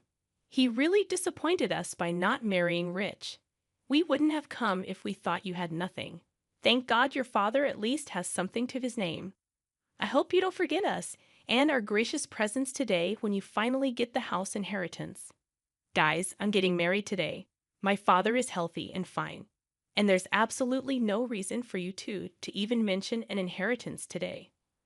I stormed off, distancing myself from them after hearing their audacious remark. My father was my only living family, and hearing such comments on my wedding day made me sick. I couldn't believe the audacity of Louis and Lena to demand a share of my money. I chose not to inform Gabrielle about this incident, not wanting to spoil his day, and knowing how difficult it was for him to cut ties with his parents. Unfortunately, things took a downward turn from there. Despite Gabrielle and I being happy together, his parents were always meddling in our finances. Louis and Lena persistently pestered us about the exact worth of my father's assets. We never gave them a satisfactory answer, yet their embarrassing and entitled behavior continued. For years, I endured their greedy ways, putting up with their constant demands for more money. They fabricated excuses and guilt-tripped us when we tried to refuse. Their comments about my inheritance never ceased, but I chose to ignore them. The situation hit rock bottom when my father was diagnosed with aggressive cancer, and his time was limited. Living far away, we flew to visit him a couple of times. Louis and Lena were displeased, saying we shouldn't waste money on frequent visits since my father was in hospice and wouldn't live long anyway.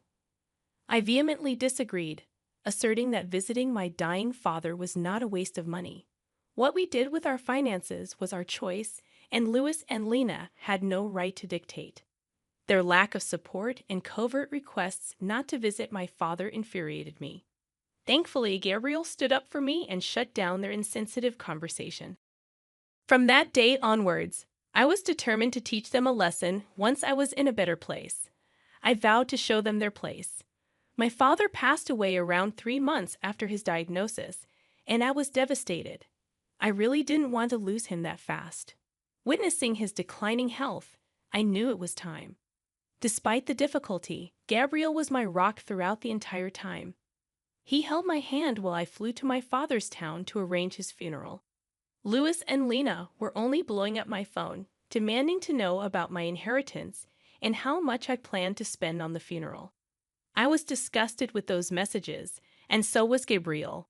However, we didn't do anything at the time, both agreeing that they would be served their just desserts after we returned home from the funeral. As predicted, Louis and Lena showed up as soon as Gabriel and I returned home. After entering the house, they started to hound us with questions. So the funeral is finally over. God, I've been dying to know what you got in the inheritance. Your father must have left you the house. What are you even talking about, Lena? How does my inheritance concern you in any way? I just came back from my father's funeral, and this is what you ask. Oh, please, June, don't be such a spoiled sport. Ever since Gabriel married you, we've been wondering why he did it. I mean, you don't have a great job, and neither are you beautiful. What did he ever see in you? Me and Louis guessed that it must be because of money. Mom, what is wrong with you? How can you even insult me and my wife like that?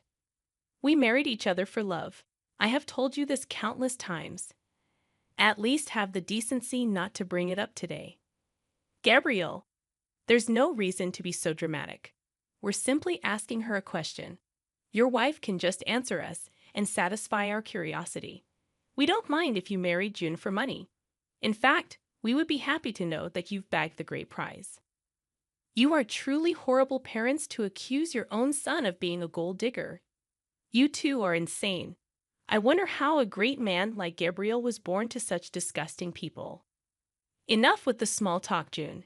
Tell us what you got in your inheritance. This is the day I was waiting for.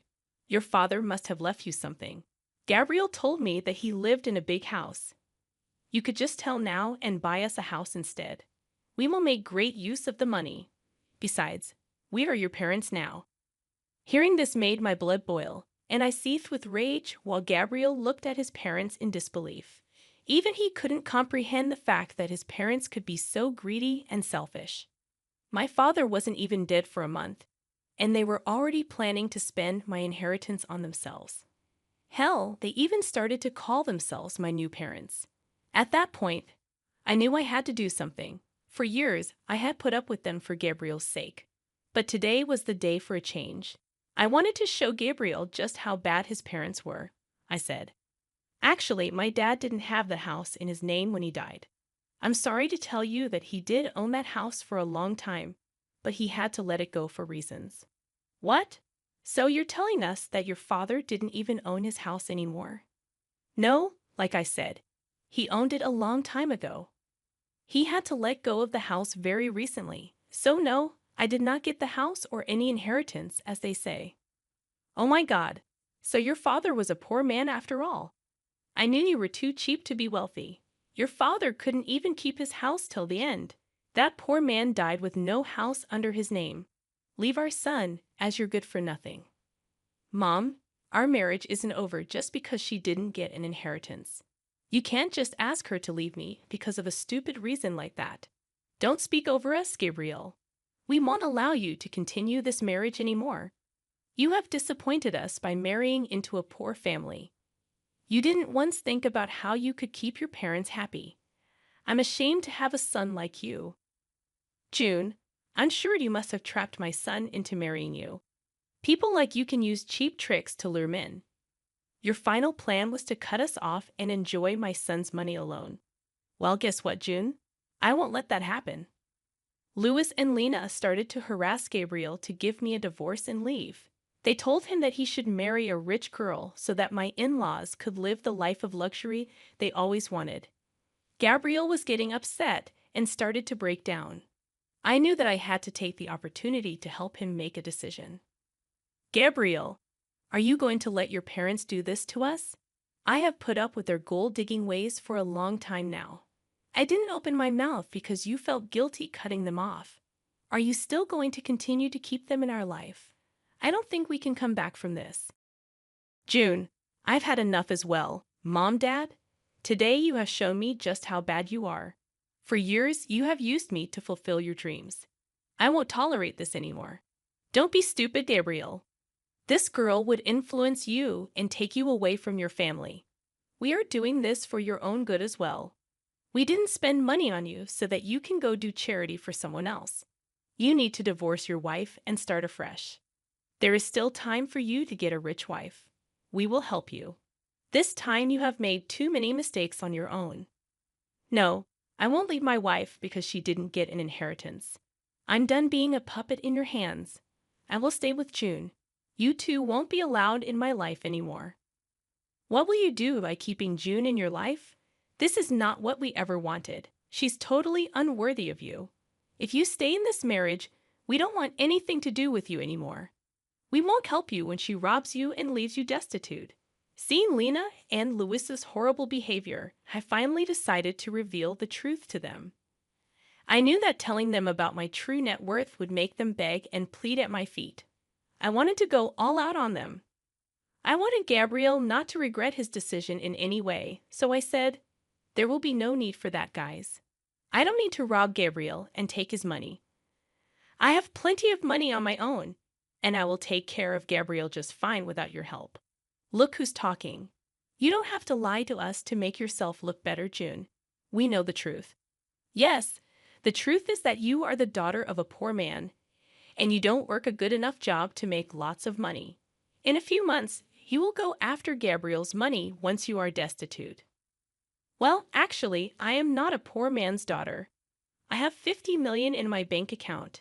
No, I didn't earn it from my job. Rather, I got it from my father. That is impossible. Your father didn't have anything in his name. You said that yourself. Don't try to fool us, June. We can see through your lies. It won't work for us. We will make sure you divorce our son and leave him to us. I smiled at them and then looked at Gabriel. He was still looking very upset, but gave me the signal to go ahead. He knew me inside out, and so he knew what was coming. I opened my bank account and showed them my bank balance. Louis and Lena took one look at it, and their eyebrows shot up to the sky. They looked at each other and said, "No, no, no, this is impossible. You must have fabricated these bank statements. You said you didn't get an inheritance. How? You even said that your father didn't own his house till the end. Where did this money come from?" What I didn't tell you was the fact that my father owned a big ranch where he lived. He sold the ranch and the house before he died. He gave me an early inheritance before signing himself into hospice. He didn't want me to use my own money for his care. He wasn't like you too. Louis and Lena couldn't believe what they saw. Even my words didn't sound true to them. So they asked Gabriel for the truth. When he confirmed what they saw, they went quiet for a minute and looked at each other again. Then suddenly, they changed their tune completely and said, "Oh, this is such great news. Here I was thinking that my son made a huge mistake. You should have told us sooner about your money." "Yeah, we got riled up for nothing. Your father did well for yourself, June. I'm sure you'll make good use of that money. Now, like I said, we're like your own parents. Since this issue has been solved, there's no need for you to leave, Gabriel. You should have said something to us. We doubted your capabilities for nothing. You did marry well, son. I'm so happy today." With the expression Gabriel was making, I knew that my work was done. He would take care of the rest, so I held back my cuss words and let him do the talking. I trusted my husband to make the right choices, and he didn't disappoint me. Gabriel was fuming and started to scream at his parents. He said, "You still have the audacity to stand here and keep talking to us? Hell, how do you still expect June to pay for your comfort? You were hounding us to get divorced. And now you suddenly claim that she's family. How could you do this? We didn't know her net worth back then, Gabriel. She hid the truth from us. How are we supposed to know that she's actually rich? Yeah, June, we'd apologize for assuming the worst. You did surprise us. Anyway, now that you have an apology, can we move past this already?" "No, absolutely not. There is no way I'm forgiving you two for what you did today. I just got back from burying my father, and you two didn't even let me grieve in peace. I will never forget or forgive this. I think it has been enough already. Since you two think so lowly of me, there is no reason for me to keep you in my life. Today, I will protect myself and my wife from your toxic selves. Get out of my house and don't even think about coming back. From next month onwards, you are on your own. I won't be helping you out financially anymore. You don't deserve any kind of help after today." After Gabriel said that, Luis and Lena went absolutely ballistic on us. They also kept begging us and pleading with us not to cut them off. Neither Gabriel nor I paid any attention to their requests. In fact, Gabriel was so mad that he threatened to call the police if they did not leave our house. Soon after they heard the threats, both Luis and Lena left our property but continued to blow up our phones with calls and texts. We blocked their number before reminding them that we will press charges if they don't stop harassing us. For the next few days, Gabriel completely dealt with his family while I grieved my father properly. I was finally in a peaceful setting where I could reflect on my childhood memories and try to remember my father for the good times. He truly was an amazing man. As soon as he understood that I didn't want to move back south, he sold his property so that I didn't have to worry about it. He didn't even want me to spend money on his medical bills, so he used some of the sale money to pay for hospice. He was truly a great parent, and I still miss him a lot. On the other hand, Gabriel was also grieving the loss of his family, but for other reasons. Yes, he was finally free from his toxic family, but some people were guilting him about abandoning them. Those people did stop hounding him when Gabriel told them the full story. Now, everyone who knows Luis and Lehman is disgusted with them. The duo still tried to contact us even after we blocked their numbers and changed our locks. We are contemplating taking out restraining orders if they don't stop soon. Meanwhile, I have recently found out that I am pregnant. I'm sad that my father couldn't be a part of my child's life, but me and Gabriel are really enjoying this surprise and preparing ourselves to have a little bundle of joy in our arms soon. Don't act all high and mighty over a measly $12,000. You're useless. Try cutting off your financial support and see if I care. Even though I've been sending money to my brother and his wife for 10 years, why do they have to berate me like this? Fine by me. With that, I firmly hung up the phone. They should be the ones worried, not me. I won't help them anymore, no matter what happens. My name is Angela. I live with my husband Niles and our son Seth. Niles is incredibly kind. He actively helps around the house and spends quality time with Seth. I've been living a happy life, but I have a concern. It's about my older brother Freddie and his wife Isla, who live in our family home. Our mom, named Jean, retired and moved back home after Freddie and Isla declared they would take care of her. Growing up in a single-parent household, I was worried, so I gladly accepted Freddie's offer. To show my gratitude, I've been sending Mom $12,000 every month. But things seemed off after Freddie and Isla started managing the money. Whenever I forgot to send the money, Isla would angrily call me. Each time, I'd rush to transfer the funds.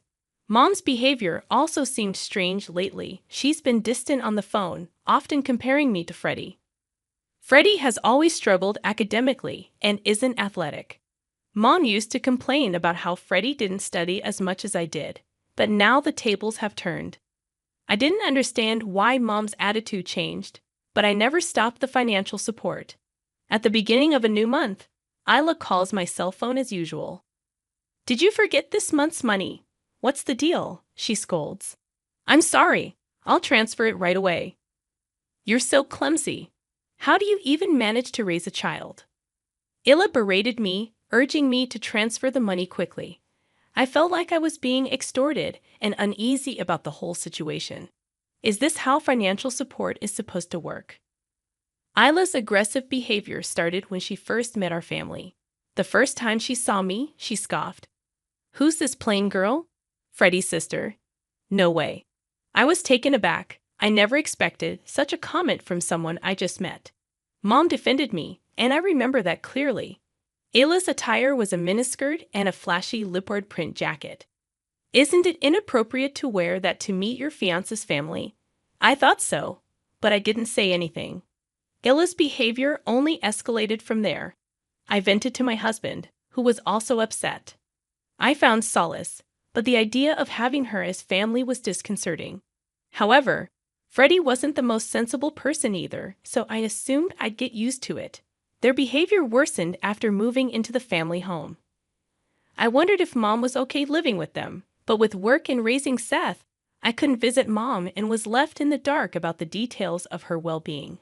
Amidst our busy lives, Mom suddenly called at the end of the month as usual. I had just dropped my son off at the child care center and was about to head to work when I received a phone call from her. What's wrong? I asked, but Mom sounded furious. When I asked her to explain, she said something outrageous. Where's this month's money? I was shocked. I had already sent the money at the beginning of the month. I told her I transferred it to Freddie's account, but she angrily claimed she hadn't received it. Surprised, I asked her to check again, but she wouldn't listen. You've become so irresponsible after all I did to raise you. Right now, you're sending less money. You're so ungrateful. I did send the $12,000. Enough excuses. Send the $12,000 now. If I don't get it next month, I'll cut ties with you. Learn from Freddie. He always sends $500 on time. Why am I expected to send $1.02 to 000 when Freddie only sends $500? Angry, I yelled back that I did send the money and hung up. It might have been a bit childish, but I wanted to be clear about the money. If Mom's going to unfairly scold me again next month, I need to check in with my brother. There's a chance his wife is up to something. Determined, I headed to work, my footsteps echoing with frustration. The next month, as usual, I got a call from my sister-in-law. Did you forget this month? I always tell you to transfer at the beginning of the month, don't I? I asked her about Mom's behavior last month, to which she responded, oh, she might have been a bit upset.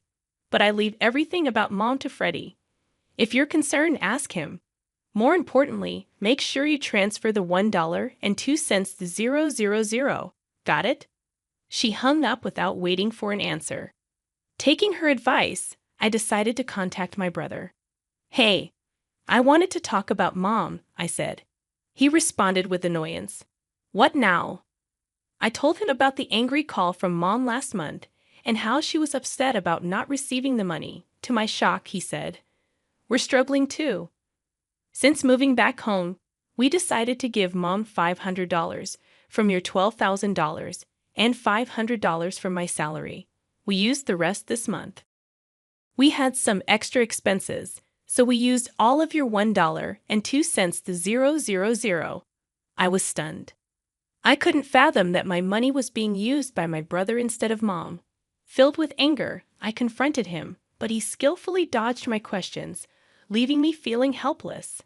I hung up, contemplating whether I should inform Mom about the situation. Calling her, I relayed everything my brother had said, but she refused to listen. You're just making excuses. You probably didn't send the money this month either. I sacrificed so much for you, and this is how you repay me, Mom said, tears streaming down her face. Feeling helpless, I asked Mom to switch to a video call to prove that I had properly transferred $12,000. Mom hesitated but eventually switched to a video call. I displayed my bank card with the transaction history, hoping she would understand. However, Mom remained skeptical. You probably faked this. I heard on the news that it's easy to make these things now. Just pay this month's amount, and we'll talk after that, she insisted. I transferred the $12,000, hoping that it would resolve the issue. Mom, acting high and mighty, demanded to see my brother's bank card as well before hanging up. Trusting Mom and my brother, I transferred the money for the current month, believing that she would realize I was right. However, a few days later, I received another angry call from Mom. Confused, I waited for her to explain. She angrily claimed that she hadn't received the money for this month and was struggling to make ends meet. I insisted that I transferred the money on the day I called her and suggested checking with my brother. When I called my brother, he responded gruffly, claiming that Isla had the bank card, and it was none of my business how they used the money. Frustrated, I contacted my sister-in-law, who nervously laughed and admitted, "Oops, got caught. I saw the transfer from you and immediately withdrew the $12,000 to buy a designer bag. I plan to repay it soon, but I work part-time and haven't received my paycheck yet." I was incredulous. That money was intended for Mom, not for their leisure.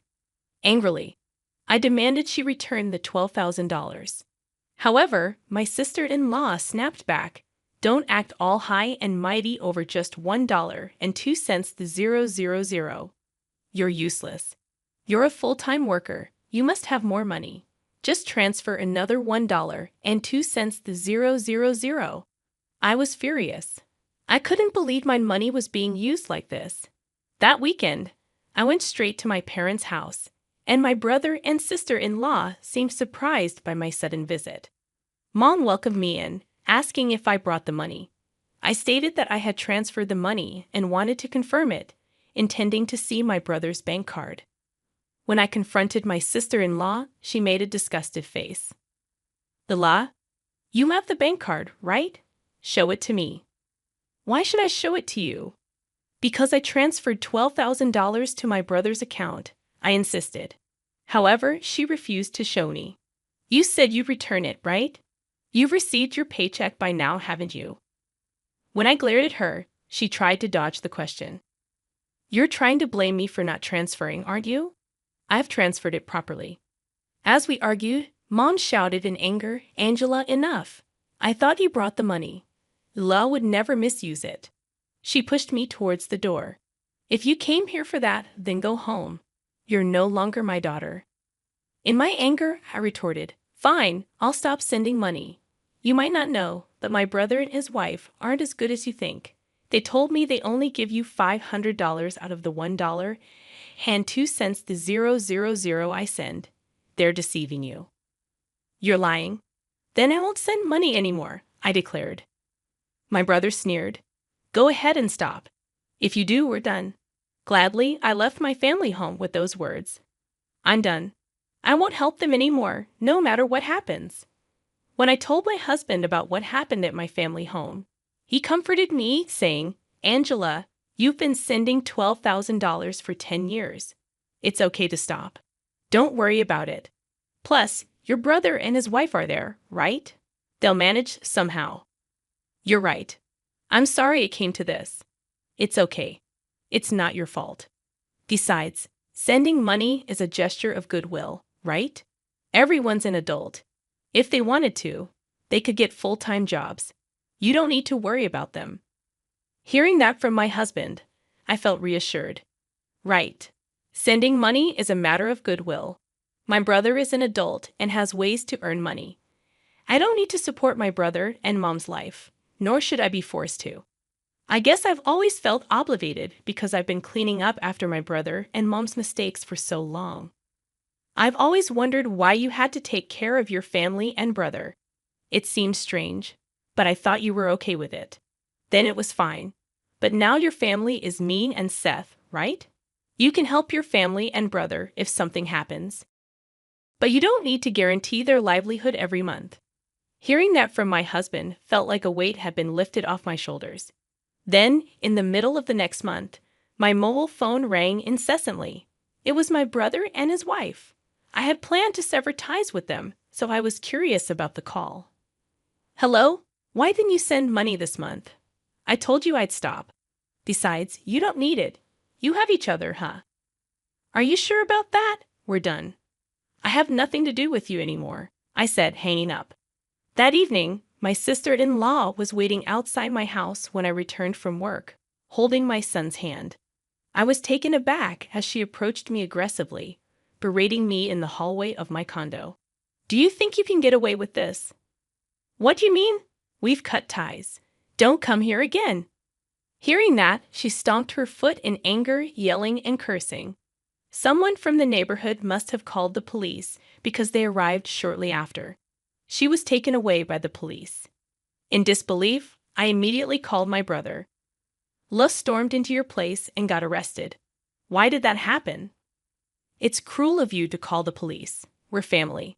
I didn't call them. Someone else did. Can you please have her stop asking for money? It's a bad influence on my son, and I don't want anything to do with you anymore. When I firmly responded, my brother went silent and then began pleading in a weak voice.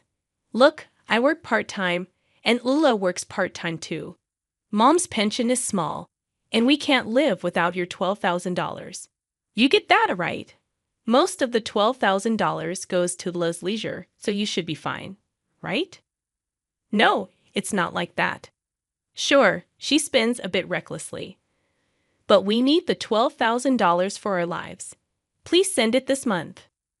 Why should I support you? You probably only give Mom $500 anyway, I replied, hanging up. I decided never to answer calls from my brother or sister-in-law again. I received many texts from my brother, but I only looked at them and ignored them. My sister-in-law kept trying to contact me, which was annoying. But maybe because she was arrested, she didn't come to my house. A few months later, I finally got a call from Mom. Angela, Freddie hasn't been giving me money lately. I'm struggling. I was mad before, but I realized I only have you.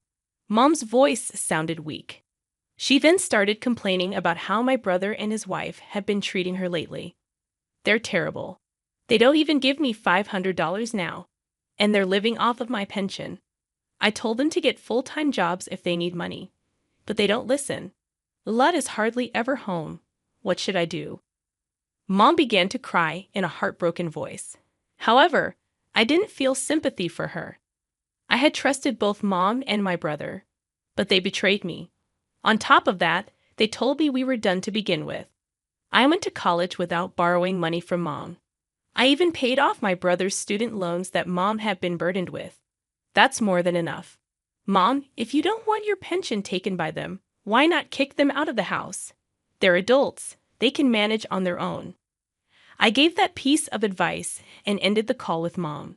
She seemed to want to say more, but I had made up my mind not to get involved. They can figure things out on their own. I have my own challenges to deal with. In the end, it seems Mom kicked out my brother and his wife because of their terrible attitude. Having been evicted, they apparently moved into an old apartment. Since that incident, Mom hasn't been very involved in my life, perhaps feeling awkward. Once my brother called, he kept trying to contact me, and when I answered, he said they were in debt because of his wife's excessive spending. He asked for help, but I ignored him. I no longer see Mom, but I live happily with my son and husband. The Ocean Tech Foundation's glass-walled conference room had never felt so suffocating as it did that Wednesday morning, watching security pack up 3 years of research into cardboard boxes. My revolutionary ocean cleanup system, dismissed as impractical and delusional by people who'd never even seen it in action. Dr. Chen, Marcus Thompson, the Foundation's director, said with practiced disappointment, "Let's be realistic. Your bioengineering approach is simply too experimental.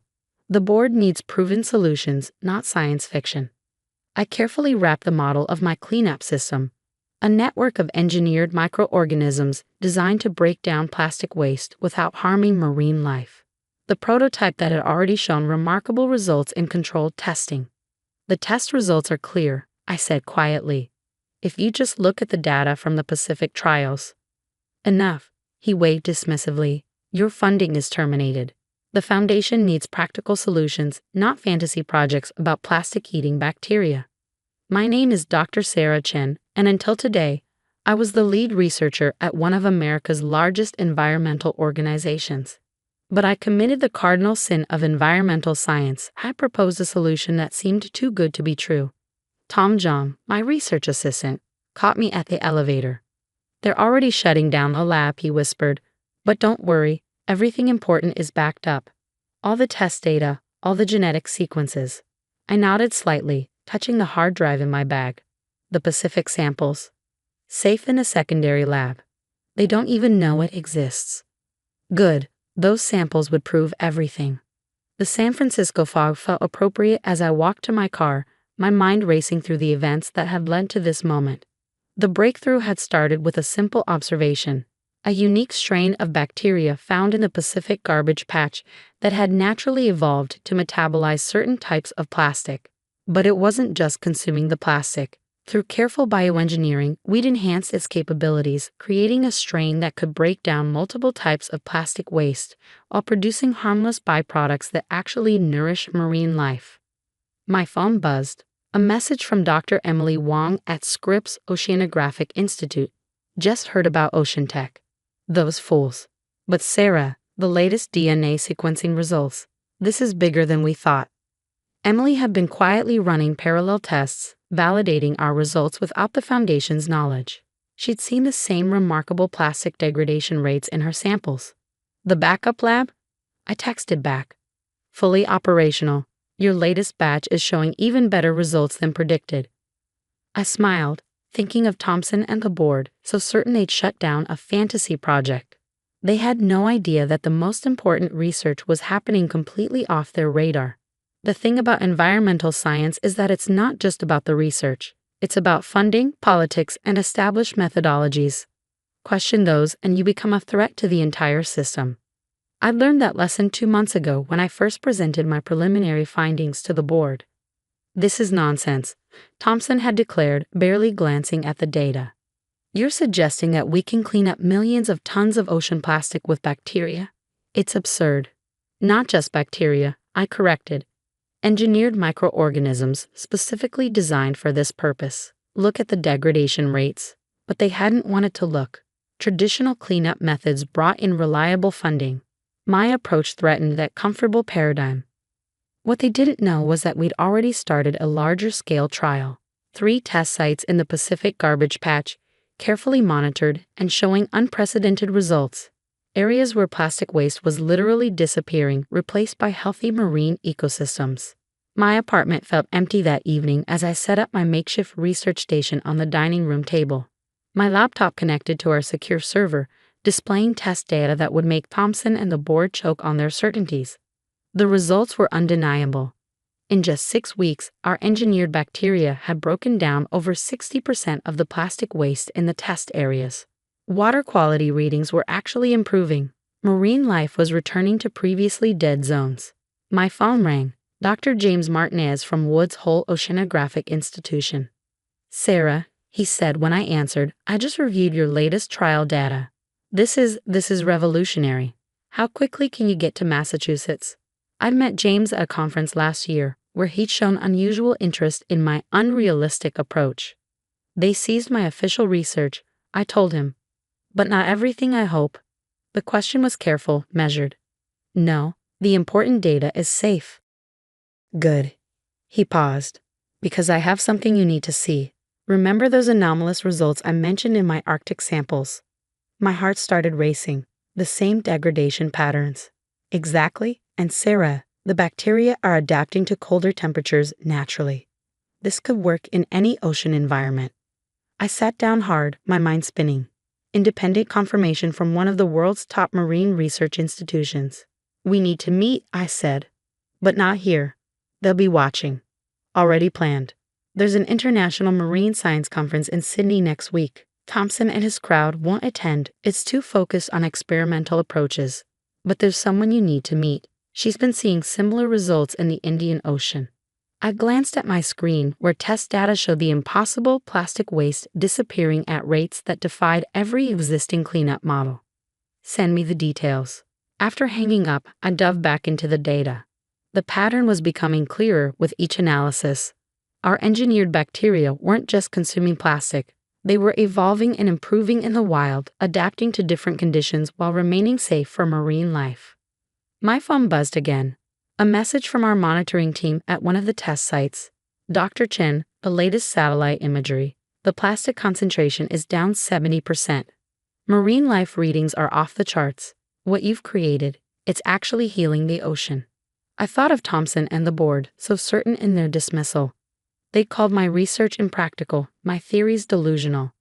They tried to bury a solution that could save our oceans, all to protect their funding and reputations. But they'd made one crucial mistake. They thought stopping official trials would end the research. They didn't realize that 3 test sites were already proving them wrong. That scientists like James Martinez were seeing the same results. That somewhere in the Indian Ocean, more evidence was mounting. Tomorrow, I booked my flight to Sydney. In 1 week, everything would change. But first, I had data to analyze. Because while Thompson and his colleagues were writing me off as a failed researcher, our oceans were healing in ways that should have been impossible. And that healing told a story that would shake the foundations of environmental science. The fog swirled against my windows as I worked through the night, each data point adding to a picture that was becoming impossible to dismiss. I thought of my father, a marine biologist who died trying to document plastic pollution's impact on whale populations. Sometimes, he told me before his last voyage, the biggest breakthroughs come from the ideas everyone else rejects. He was right, and soon the world would understand why. Part 2. The Tide Turns. The Sydney International Marine Conservation Conference sprawled across the Harbourfront Convention Centre. But the real action was happening in a small meeting room overlooking the water. As I walked in carrying 3 years of rejected research, I knew I found my people. Dr. Chen, Dr. Amara Patel from the Indian Ocean Research Initiative approached, tablet in hand. Your microorganism design is extraordinary. The plastic degradation rates we're seeing, they're unprecedented. I studied her, brilliant, practical, the kind of scientist who cared more about solutions than accolades. This was the researcher James had mentioned, who'd been witnessing similar results in her waters. Show her, James called from his workstation. Show her what happened in your Maldives test site. For the next 4 hours, we compared data sets, my Pacific garbage patch trials, James' Arctic testing, Amara's work in the Indian Ocean. 3 independent studies all showing the same remarkable results, plastic waste disappearing at rates that defied conventional cleanup models, with marine ecosystems actually thriving in the aftermath. The microorganisms aren't just consuming the plastic, Amara explained, showing underwater footage. Look at this sequence. They're breaking it down into compounds that are actually nourishing the marine food web. The biodiversity readings in our test areas are higher than in untouched control sites. It's becoming a positive feedback loop, I realized. The healthier the ecosystem gets, the more effectively it processes the remaining plastic, James finished. It's not just cleanup, it's restoration. My hands trembled as I pulled up my latest satellite imagery, and the bacteria naturally stop reproducing once plastic levels fall below a certain threshold. They've become part of the ecosystem without disrupting it.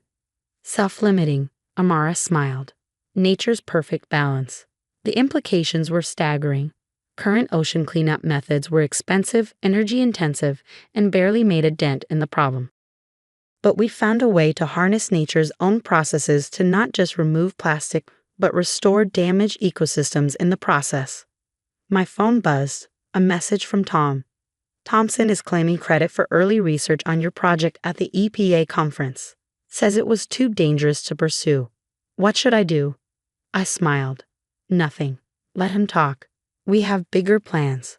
Over the next 3 days, we worked around the clock, combining our data and refining deployment models. Other researchers joined us. A marine biologist from Norway, an oceanographer from Chile, a genetic engineer from New Zealand. Each brought their own insights and validation. It's not just working in one ocean environment, Dr. Johansen from Norway explained, showing his results. The microorganisms adapt to different temperatures, salinities, and plastic compositions. They're evolving in real time to maximize efficiency. Traditional methods missed this approach entirely, James added, because they were focused on physical removal. Nobody thought to look for biological solutions already emerging in nature. On the 3rd day, we presented our combined findings to the conference. The room overflowed with marine scientists, conservationists, and government representatives. people who understood the urgency of the plastic crisis and were desperate for real solutions. The data was undeniable. Satellite imagery showed plastic concentrations decreasing by up to 80% in test areas. Water quality measurements revealed healthier ocean chemistry. Biodiversity surveys documented marine life returning to previously devastated regions. During a break, my phone rang. A number I didn't recognize. Dr. Chen, this is Admiral Lisa Rivera from the U.S. Navy Environmental Division. We've been monitoring your test sites through our satellite network. We need to talk immediately. The next 2 weeks were a whirlwind. Meetings with naval research teams, emergency consultations with the UN Environmental Program, fast-tracked environmental impact assessments from multiple governments. Then came the call that changed everything. Dr. Chen, the UN Secretary General's voice was solemn. We've reviewed the combined data from all test sites. This is unprecedented. The Security Council is convening an emergency session on ocean restoration. How quickly can you scale up deployment? I thought of our samples, our production facilities, our distribution plans. We're ready. The news broke on a Friday morning. Revolutionary ocean cleanup method shows dramatic success in Pacific garbage patch. My phone exploded with messages. Environmental groups, government agencies, former colleagues, and then the one I've been waiting for, Thompson from Ocean Tech. Sarah, his voice had lost its condescension. The Foundation would like to discuss your return, with full funding and directorship of a new department focused on bioremediation. No thank you, I interrupted. I'm actually heading to a meeting at the UN. We're establishing an international ocean restoration initiative.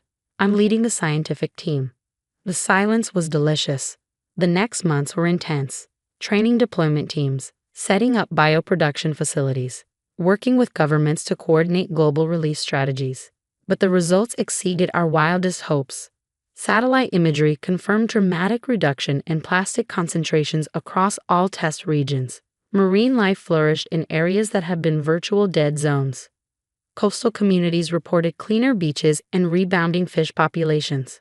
1 year after my humiliating exit from Ocean Tech, I stood at the United Nations General Assembly, presenting our results to world leaders. Thompson was in the audience. I spotted him in the environmental NGO section, wearing an unconvincing smile as I received a standing ovation. The paradigm shift in ocean conservation, the Secretary General announced, begins today. But the real victories came in smaller moments.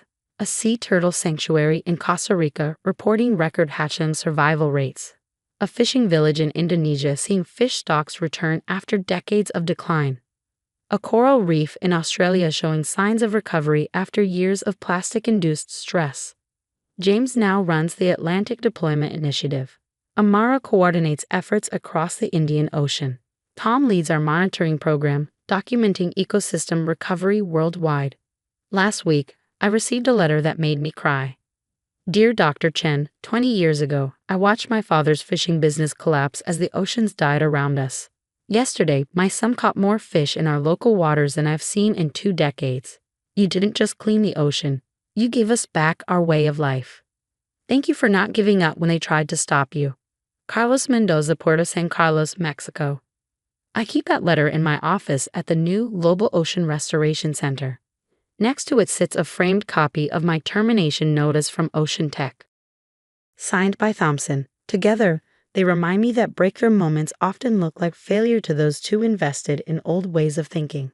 The center itself is different from traditional research institutions. We encourage innovation, cross-disciplinary approaches, indigenous knowledge integration.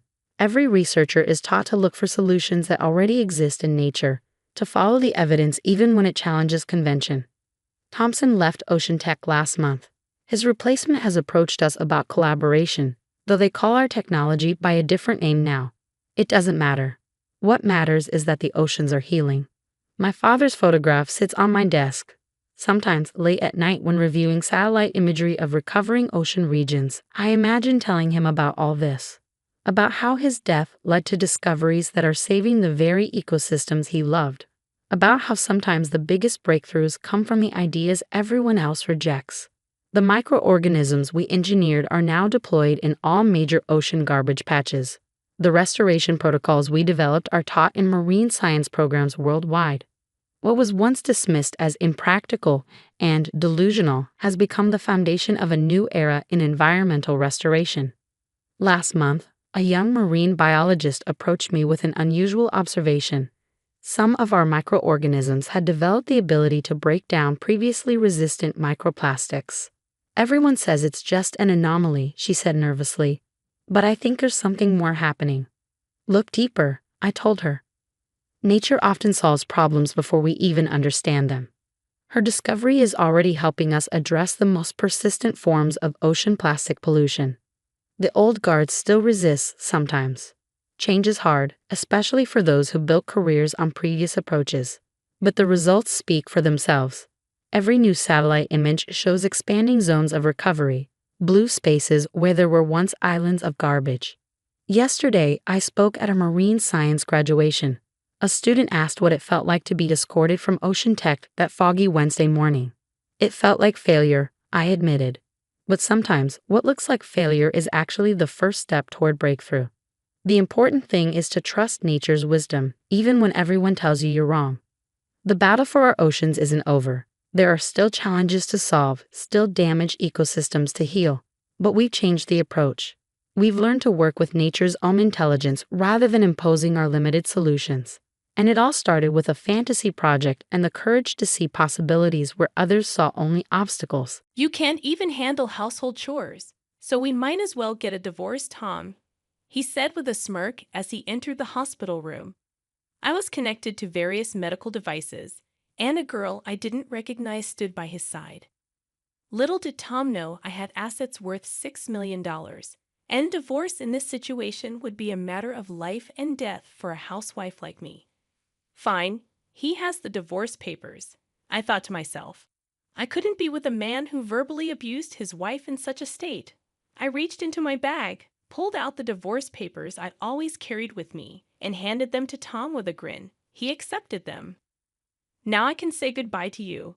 I'll be happy with her, so don't worry, Tom said as he wrapped his arm around the girl, referred to as Catherine Lyon. She sneered at me and said, "Take care, Misso. You're not Miss anymore. Take care, ma'am." With those words, the two of them left the hospital room, laughing. But their happiness would only last for now. Alone in the room, I couldn't help but laugh out loud. Today was Friday, so the divorce would be processed on Monday. Oh, I couldn't wait for 3 days from now. My name is Annalie Johnson, a 45-year-old housewife from a regular farm. I didn't have any particular skills, but I was proud of my vast cooking repertoire. My husband, Tom, and I were the same age and had been college classmates. We both came to New York from the countryside, and since we lived alone, I used to cook various dishes for Tom using the vegetables and rice sent from my family. People often said I had captured his heart through his stomach, and I was aware of that. Tom was and still is incapable of doing any household chores. I had been taking care of him since we were dating, and after getting married, I continued to handle all household tasks. Sadly, we were not blessed with children, but we enjoyed our life together as a couple. We both loved to eat, and on Tom's days off, we'd often go on drives for small trips just to enjoy delicious food. When we first got married, Tom was kind. But about 3 years in, he became quite controlling. Well, he never laid a hand on me, but his remarks became curt, and he would often say things that hurt. But I didn't have the energy to fight back, assuming he wouldn't listen anyway. Because I was a full-time housewife, I felt inferior and couldn't stand up to him. Tom joined a renowned company after graduating from university, but he resigned after about 5 years. He quickly found new jobs, but would resign from them after short periods. Because of this, our income was unstable, and we often struggled with our finances. However, at the company he'd been with for the past 2 years, he seemed to get along with his colleagues. I had faint hopes that he might work there for a long time. Then one day, Tom came home earlier than usual. "I'm home. I quit my job." "What again?" I unintentionally voiced my surprise, causing Tom's eyebrows to twitch. In a panic, I stopped cooking and rushed over to him. "I'm sorry. I was just shocked." "Huh, no welcome back greeting, and you're criticizing." You've become quite audacious, Tham responded sharply. At Tom's words, I stiffened. He was in a very bad mood today, and if I misspoke, it could escalate into something worse. I'm sorry, I said cautiously. As long as you understand, he grumbled. My apology had somewhat placated him, and he sat on the sofa, turning on the TV. I quietly placed a beer and a glass on the table. Do you want dinner or a bath? I asked. Food and alcohol, he replied. To avoid upsetting Tham, I played the role of the submissive wife.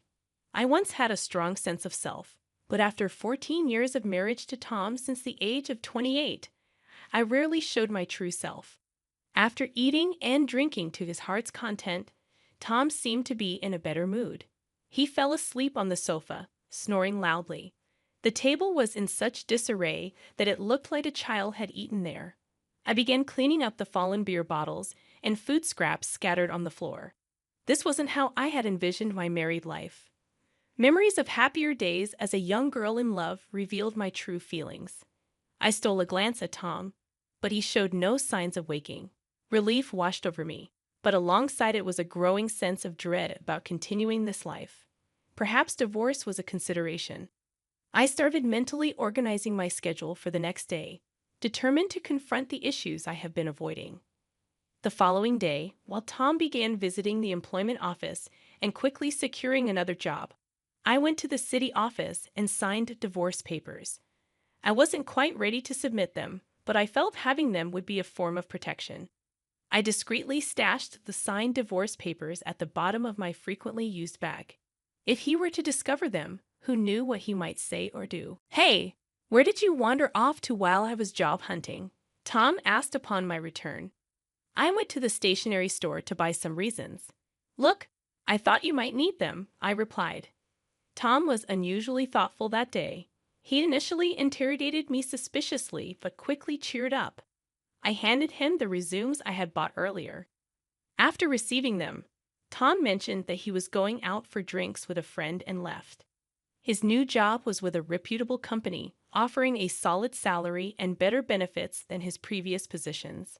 I harbored a secret hope that perhaps, this time, Tham would stick with his new job until retirement. His new department seemed to be in sales, and he started leaving home more frequently for evening entertainment. I cherished these brief moments of freedom and gathered the energy to greet Tham with a smile when he returned.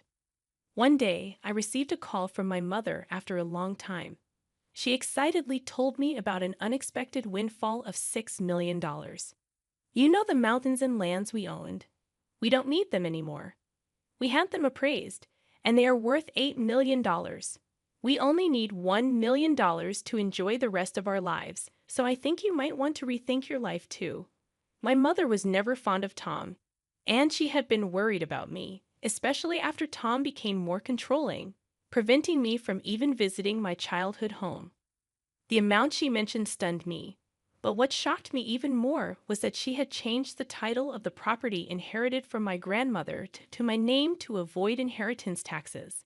It was a difficult decision whether to tell Tham about the inheritance or to embrace newfound freedom. About a week later, I was involved in a traffic accident. Thankfully, my life wasn't in danger, but I would need to be hospitalized for about a week. After securing my valuables in the hospital room drawer, I immediately contacted Tham. I'm sorry I got injured. Tham's initial reaction was, what about my meals? I almost confronted him for prioritizing his meals over my injury, but I continued to explain, it seems I'll need to be hospitalized for a week. I'm really sorry, but could you buy your meals elsewhere until then? Tham's response was far from understanding. Not even preparing meals for your husband? What a lazy wife. Oh, wait, I'm coming over now. He abruptly ended the call. I had initially planned to tell him about the inheritance that night, but now I wondered if it might be best not to mention it. As I lay in the hospital bed, surrounded by various tubes and undergoing precautionary examinations, I couldn't help but feel that my intuition about the unfolding events was about to prove correct. Tham's words had cut deep. You're useless, can't even do housework. Let's get a divorce, and you better pay me compensation. With a smirk on his face, He had said this to me, connected to numerous medical devices. Beside him stood a girl I didn't recognize. Unaware that my total assets amounted to $6 million. He should have realized that a divorce under these circumstances would be a matter of life and death for me. Fine, here are the divorce papers, I finally decided. A man who would hurl abuse at his wife in this condition was someone I'd rather not have. I handed over the divorce papers I had kept as a sort of charm, and Tham accepted them with a smug smile on his face. With this, I can finally say goodbye to you. I'm going to be happy with her, he declared, wrapping his arm around the girl he referred to as Catherine. Catherine, the girl with Tham, leaned against him and made fun of me. Take care, madam. Oh, you're not a madam anymore. Take care, old lady, she said. They left the room laughing, but their happiness wouldn't last long. In my hospital room, I burst out laughing. It was Friday, and the divorce papers would be processed on Monday. I couldn't wait for those 3 days. As expected, the weekend passed without any contact from Tham. It was quite peaceful, but I felt restless. I wasn't used to doing nothing. Every time I became restless, the nurses told me to stay calm. On Monday evening, I received a series of calls from Tham. At first, I ignored them, but after about 30 minutes of nonstop ringing, I decided to answer. I told him to stop being so persistent. Tham shouted at me as soon as I picked up, and I couldn't help but laugh, which seemed to make him even angrier. Tham was furious about the divorce papers not being accepted. I chuckled and told him that I had previously filed a notice of non-acceptance. I reminded him of how he used to casually mention getting divorced whenever we had a fight. I thought it wouldn't be a good idea if he filed for divorce on a whim during one of our arguments. Tham was upset but quickly changed his mind. He wanted me to withdraw the non-acceptance immediately. However, I had decided that I wouldn't just do everything he said anymore. I explained that I couldn't do it until I was discharged, and we needed to go through procedures at the municipal office before I could leave the hospital. Tham's selfish demands made me laugh even more. It seemed like he wanted to register his marriage with Catherine, whom he brought on Friday. Tham was panicking, and I asked if her name was Catherine and if she was his mistress. Tham clarified that she was his new wife, and since we weren't divorced yet, she technically was my mistress. I calmly responded to Tham's nonsensical remarks, making him groan. I made the decision to hit him where it hurt the most. I mentioned that he would hear from my lawyer about the division of property, including the trouble this time. I had always taken care of the household chores and had never cheated on him. It was clear that Tham was the responsible party, not me. Tham seemed genuinely puzzled and believed that not taking care of him while I was hospitalized would make me at fault. I explained patiently that not being able to do housework during my hospitalization didn't make me at fault. He had abandoned taking care of me, and even if I were a child, it would be considered neglect. But as an adult, he should be able to take care of himself, so it didn't make me at fault. Tham's logic was baffling, and even a judge would be shocked. Finally, he seemed to understand, but he still believed he was right. He insisted that Catherine was his new wife, and I was no longer of any use to him, so it didn't apply. I pointed out that he was dating her behind my back, which was clearly cheating. Tham still didn't seem to get it, and he believed he was right. I decided to end the conversation and told him to communicate through a lawyer from now on. I hung up the phone without listening to his protests. Tham called multiple times, but I ignored him, and eventually he gave up and fell silent. I was relieved that the next day brought another headache. The phone kept ringing from 9 o'clock in the morning, and I pressed the call button. Tham complained about not being able to withdraw money from a bank account. If it was a joint account, he should be able to withdraw without any issues. But I remembered the bank cards and passbooks I had left at home and asked Tham if he was trying to access my account. Tham confirmed that he was trying to take money from my account. Tham was furious and continued with his unreasonable arguments. He didn't seem to understand what I had explained the day before. When I was going to be hospitalized for a week, I had called the bank to prevent any withdrawals until I could handle it personally after being discharged. This was to stop Tham, who wasn't careful with money, from using my savings while I was in the hospital. My decision turned out to be the right one. It's not right to try to take money from an ex-wife's account, especially after a divorce. However, Tham didn't see anything wrong with it and asked me to make a withdrawal immediately. I reminded him that we were practically strangers now, and I had no money to give to strangers. Tham was shocked by my resistance since I had never stood up to him like this before. He insisted that I send the money and pay compensation for not doing housework. Unfortunately, it seemed that despite his academic capability when we first met, he lacked common sense after 17 years of marriage. I addressed Tham as if he were a child, explaining that I was no longer his submissive wife, and we would settle the property division through a lawyer. He became angry and threatened to come over right away. I didn't mind if he came to the hospital, but I had already asked the nurse's station not to let anyone in except for my parents, so it was unlikely he could get to my room. However, Tham did come to the hospital, but it seemed he was stopped at the nurse's station as my phone kept ringing. After ignoring it for a while, it switched to messages, and my screen was flooded with notifications. I saved all of them as evidence and contacted my lawyer.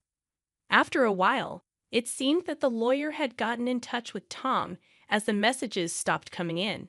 Just when I thought it was over, there was a new development. I was informed about a visitor named Karen, whom I had known for a long time and shared my interests. She had responded to my posts about dining experiences on a social media platform. We used to go out for meals together before I got married. She expressed concern about my injury and shared her suspicions that Catherine, the young girl with Tham, was having an affair with my husband. I was shocked and asked her how she knew it. It turned out that Catherine was Karen's niece. She had told her sister, Karen's mother, about getting married to a 45-year-old man, and when Karen saw a photo, it was of my husband. I couldn't believe the twist of fate. Karen had already informed her sister about the trouble her niece had caused me. Karen was thinking of demanding compensation from Catherine and assured me that our friendship would continue. She didn't want to lose a precious friend over the situation. She had scheduled a meeting with them to sort things out. I was grateful for her support and friendship, which had lasted for over 20 years. The next day, after leaving the hospital, I went to a private restaurant room with my lawyer. Tham and Catherine were already there, enjoying an expensive traditional meal. I was surprised at their audacity. Tham reminded me to bring money and pay for the meal. I decided to stand up for myself and told them to handle the payment themselves. I was there to demand a share of the assets from both of them. Ignoring Tham's rude comments, my lawyer and I took our seats and presented evidence to show that Tham was at fault. We showed legal documents explaining why Tham was responsible and documents regarding the division of property. We'd also displayed photos provided by Karen, which showed Tham and Catherine together and Catherine with an unknown man entering a hotel. This surprised Tham and Catherine, and they stopped eating. Karen arrived at the right moment and admitted to taking those photos. Catherine was confused about her aunt being there. Karen explained that she wanted to continue being friends with me, even though she demanded compensation from Catherine. She felt that Catherine's actions were despicable. Catherine mentioned being pregnant, but when Karen saw her, she didn't look pregnant at all. Tham seemed shocked by this news, and Catherine suddenly admitted that she had lied about the pregnancy and apologized. She had been looking for wealthy older men, and Tham was the one who fell for her scheme. She confessed that she had lied about being pregnant because Tham showed no signs of wanting to divorce. Tham was speechless, claiming he had no money to give. Karen mentioned that she would bring Catherine for another apology later and took her out of the restaurant. Tham tried to convince me that he had been deceived and asked if we could start over. He said I couldn't work since I had always been a housewife. I told him I could live without him and that I'd be filing the divorce papers soon. I revealed that I had around $6 million in personal net worth, so I could live comfortably without working. Tom was surprised and wanted a share of my money, but I explained that it was my personal inheritance and didn't count as marital assets. We left, and I filed for divorce, ending our nearly 20-year marriage. Catherine later transferred some money to my account, and her mother made her work to prepare the compensation. Tom was disowned by his in-laws and had to take out a loan to pay me. He lost his job due to being with Catherine at a hotel during work hours and now works multiple construction jobs to repay his debts. I used the money I received for charity and moved to the countryside with the remaining amount. I'm now enjoying a luxurious single life, continuing my relationship with Karen. We plan to stay single and even share a room, go on food tours, and take short trips together. Moving preparations will begin next week, and I'm excited to live life joyfully and true to myself from now on. Everyone aspires to be the best at something, but when this confidence transforms into taking others for granted, the universe might deliver a lesson. Understanding that there's always someone better out there is the key to humility, which is what truly defines the strongest individuals. My name is Mina, and I've been married to my husband Thomas for 2 years. When we decided to tie the knot, Thomas warned me about his troublesome sister, suggesting she might become a burden. As an only child, the prospect of having a sister excited me. But Thomas's words also sparked anxiety and curiosity about the kind of trouble she could bring. Now, 2 years into our marriage, I fully comprehend and have experienced what Thomas meant. I was born into a relatively wealthy family where my father runs a mid-sized trading company. He is well-informed and progressive in his thinking. My parents always respected my decisions, creating an environment where I could freely explore my interests. The 2008 Lehman Brothers collapse, when I was just an 11-year-old elementary school student, intrigued me. Witnessing the significant impact it had on the world and Japan, I became fascinated by how a disruption in the flow of funds could cause a global panic. This sparked my interest in researching financial circulation. Naturally curious and apparently quite intelligent, my parents had me take an IQ test, and the results exceeded the normal range. As I delved into this newfound interest, many aspects became clear, but my curiosity never waned throughout middle and high school. Continuing my exploration of this topic, I pursued a major in college that allowed me to deepen my understanding. As I delved further, my eagerness to apply my knowledge led me to venture into day trading, encouraged by my professor, who highlighted day trading as an excellent way to experience capital flow firsthand. I embraced the challenge, aware of the need for careful management to avoid debt. My research efforts were extensive as I identified statistically favorable stocks for day trading. Armed with a modest sum from all the allowances I had saved up, I engaged in buying and selling the same stock within the same day, with the goal of capitalizing on quick results. My predictions proved accurate, and though the initial increase was modest, I steadily grew my funds by repeating this process and gradually increasing my investment. In a year, I managed to amplify the initial amount by more than 50 times. While the sum may not have been significant on a larger scale, my primary concern wasn't about the magnitude of the achievement. What mattered most to me was whether the answers I had derived from my research were correct. During my university seminar, I encountered a student named Thomas, known for his analytical skills. Our shared perspectives on various topics drew us close, and after graduation, despite my initial plan to join my father's company, Thomas proposed an alternative path. He identified a job at a foreign investment firm, a proposition he presented on the day of our graduation ceremony. Following a celebration, Thomas confessed his feelings, and without hesitation, I said yes. His intelligence had always been a source of comfort, and his understanding nature made me feel at ease. As we both embarked on new journeys, gaining experience, our relationship continued to strengthen. Inspired by the concept of trade at my father's company, I dedicated myself to researching foreign companies to gain an advantage in negotiations and established a robust foundation for our deals.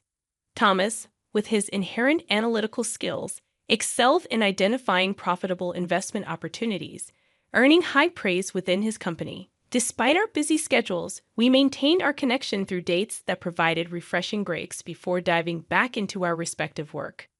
Over the 5 years of our relationship, we became indispensable to each other, evolving into a reliable support system. Deeply immersed in our exciting careers, we decided it was the right time to take the next step. Thomas proposed, expressing his desire to spend the rest of his life with me. Without hesitation, I accepted his proposal, eager to begin our life together. However, when it was time for a family meeting, Thomas disclosed something important about his sister, Alice. According to Thomas, Alice, his sister 2 years younger, was known for being challenging. He cautioned that she might cause some discomfort or inconvenience. Alice, exceptionally bright from a young age, developed a competitive spirit, looking down on others, including Thomas, whom she considered inferior. Even though Thomas was regarded as a prodigy, Alice claimed superiority, joining a rival investment and consulting firm to compete with him in her career.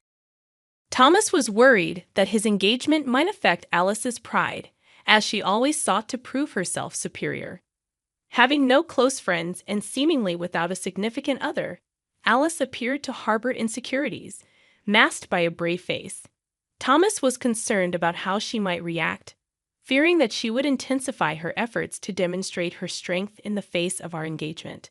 Attempting to reassure Thomas with a light-hearted "it's okay" proved ineffective, as his worry seemed unending. This only heightened my curiosity about his intense sister, Alice. Finally meeting her at a family gathering, her sharp, intelligent beauty was unmistakable, though a certain coldness lingered.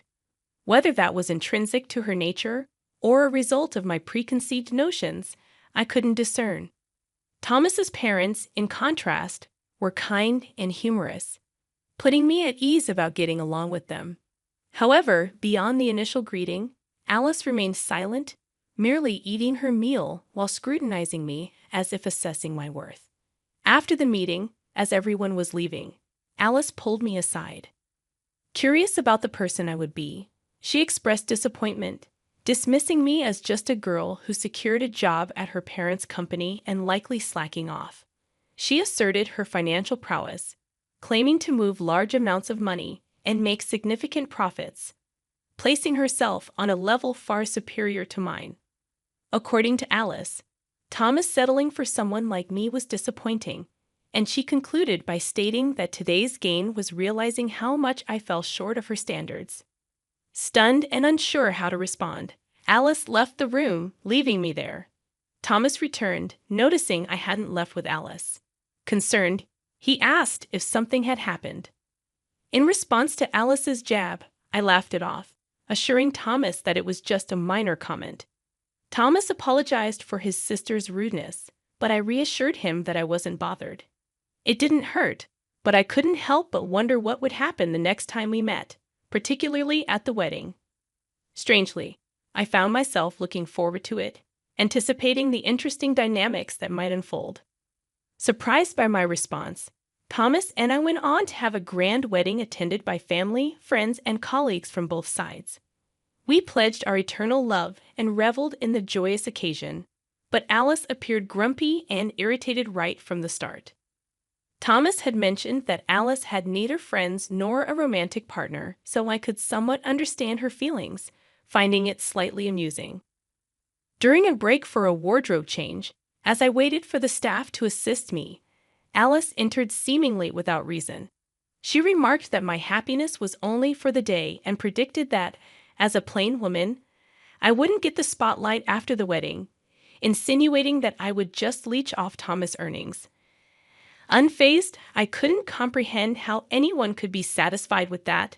She declared her intentions to climb even higher on her own and find someone better than Thomas for an even grander wedding. With that rapid-fire monologue, a self-satisfied Alice left without giving me a chance to respond. As the staff walked in just after Alice's departure, I burst into laughter at the timing. Apologizing to the puzzled staff, I started changing, realizing that Alice knew how to keep things interesting. Since the wedding, I had no contact with her. I anticipated seeing her again, perhaps at Christmas when visiting my in-laws, but an unexpected connection with Alice arose sooner than expected. My father decided to seek external consulting for asset preservation and expansion at his company. Although I offered to handle it, he insisted on bringing in outside expertise, choosing a specific firm. Upon hearing the familiar name of the consulting firm during negotiations at my father's company, a sense of recognition washed over me, but I couldn't immediately place it. To my surprise, Alice was among the representatives of the firm, and the realization dawned that it was her company. We exchanged surprised glances, but silently agreed to act as if we were meeting for the first time, keeping our sister-in-law relationship a secret from the other team members. When I discussed the situation with Thomas at home, he already knew about it, expressing frustration. He suggested I step away from the project, but I found the situation amusing and laughed it off. Despite my amusement, I had to maintain professionalism during the negotiations. I pointed out flaws and inadequacies in their proposals, supported by logical reasoning that unsettled them. Alice tried to counter with past examples and mathematical evidence, but my responses exposed their weak points, leaving them silent. The meeting ended in my favor, with the other team agreeing to come up with a second proposal for the next meeting. As I relaxed with coffee after they left, I received a phone call meant for me. Answering the phone, it was Alice. She acknowledged my success, but declared that someone as excellent as her couldn't be bested by me. With a parting shot about not needing guidance from someone like me, she hung up. Bursting into laughter, I held the phone, drawing curious glances from nearby colleagues. From that point on, I took full control of the meetings, with their team often scrambling to respond to my points. Alice attempted comebacks but consistently fell short, her frustration visible. When I shared this with Thomas, he revealed that Alice had never been outdone by anyone before. Additionally, he mentioned that Alice had recently faced rejection from a guy she liked, compounding her irritation. I couldn't help but let out a surprised "huh" and stifle my laughter as a consulting project finally concluded successfully. The opposing team leader thanked us, expressing that they had learned a lot. And as everyone dispersed, Alice and I found ourselves alone. Alice, however, was not satisfied with the outcome. "I'm not satisfied with how things went. I'll make sure to get the better of you next time. Just so you know, I am more excellent. I even bought a tower mansion at my age. Only someone as outstanding as me could afford a brand new tower mansion," Alice declared, emphasizing her success as an investor. With that statement, Alice left, and Thomas later confirmed that what she said was true. Alice had indeed found success as an investor and recently bought a tower mansion to live on her own. While acknowledging her undeniable talent and the achievement within her reach, I genuinely wanted to congratulate her. A few days later, on the weekend, I had some business at a tower mansion. As I stopped at a certain mid-level floor, a door opened, and a resident stepped out. The resident and I locked eyes and both exclaimed in surprise. It was Alice. "Why are you here? If you're not invited to the party, did you come to clean?" I questioned. It seemed that today was the day of Alice's celebrity home party, as she had mentioned. "Not at all. I'm here to deliver something to an acquaintance on this floor." "You have an acquaintance here, and you came down from where?" Alice replied. "Well, my home is on the top floor of this mansion. Naturally, I had to come down." I countered, reminding her that she and Thomas lived in a single-story house because Thomas couldn't handle heights. Alice revealed that the tower mansion was her office and workshop. As we argued loudly in the hallway, a voice behind us asked, "Alice, what's going on?" Alice turned and said, "Sorry, Senior." The woman who had spoken and 3 other women looked at us with concern. "I apologize for not greeting you downstairs. I was just dealing with—" Alice seemed at a loss for words. The woman Alice called Senior looked at me, searching her memory, and exclaimed in surprise, "Aren't you Maya?" Alice was visibly confused. The senior explained, "Don't you know? This is Mrs. Mia, our new external board director starting this month. She's also known as the investment goddess whom Alice admires." Alice was speechless at this unexpected revelation, and the senior continued. Also, she owns a significant share of your company, which made her a board director. Alice was overwhelmed by this unexpected turn of events. The senior added, Alice, while extremely talented, has a poor reputation regarding teamwork and attitude towards colleagues. If she can't improve, she can't continue working in her current role. Alice was already knocked out by the harsh reality, kneeling and collapsed on the floor. Later, Thomas told me that Alice, once a fierce wolf, had become a small dog. It seemed she finally understood that there's always someone above her. Reflecting on my previous attitude, I felt a bit guilty for finding it all so amusing. Alice has become a lesson for me to never underestimate anyone and to treat others with respect. Thomas apologized for not being more involved in these events, but it's not his responsibility at all. His concern showed his good nature, and I love him all the more for it. My current hope is to start a family with Thomas soon. I can't wait to enjoy life as a family of 3. If Alice changes her mindset and broadens her perspective, she'll surely find friends and a partner soon. One night, I had a dream of a family of 3, and by the end of next year, we'll be a family of 5, triplets from the Cabbage Patch. I woke up sweating but couldn't help laughing at the prospect.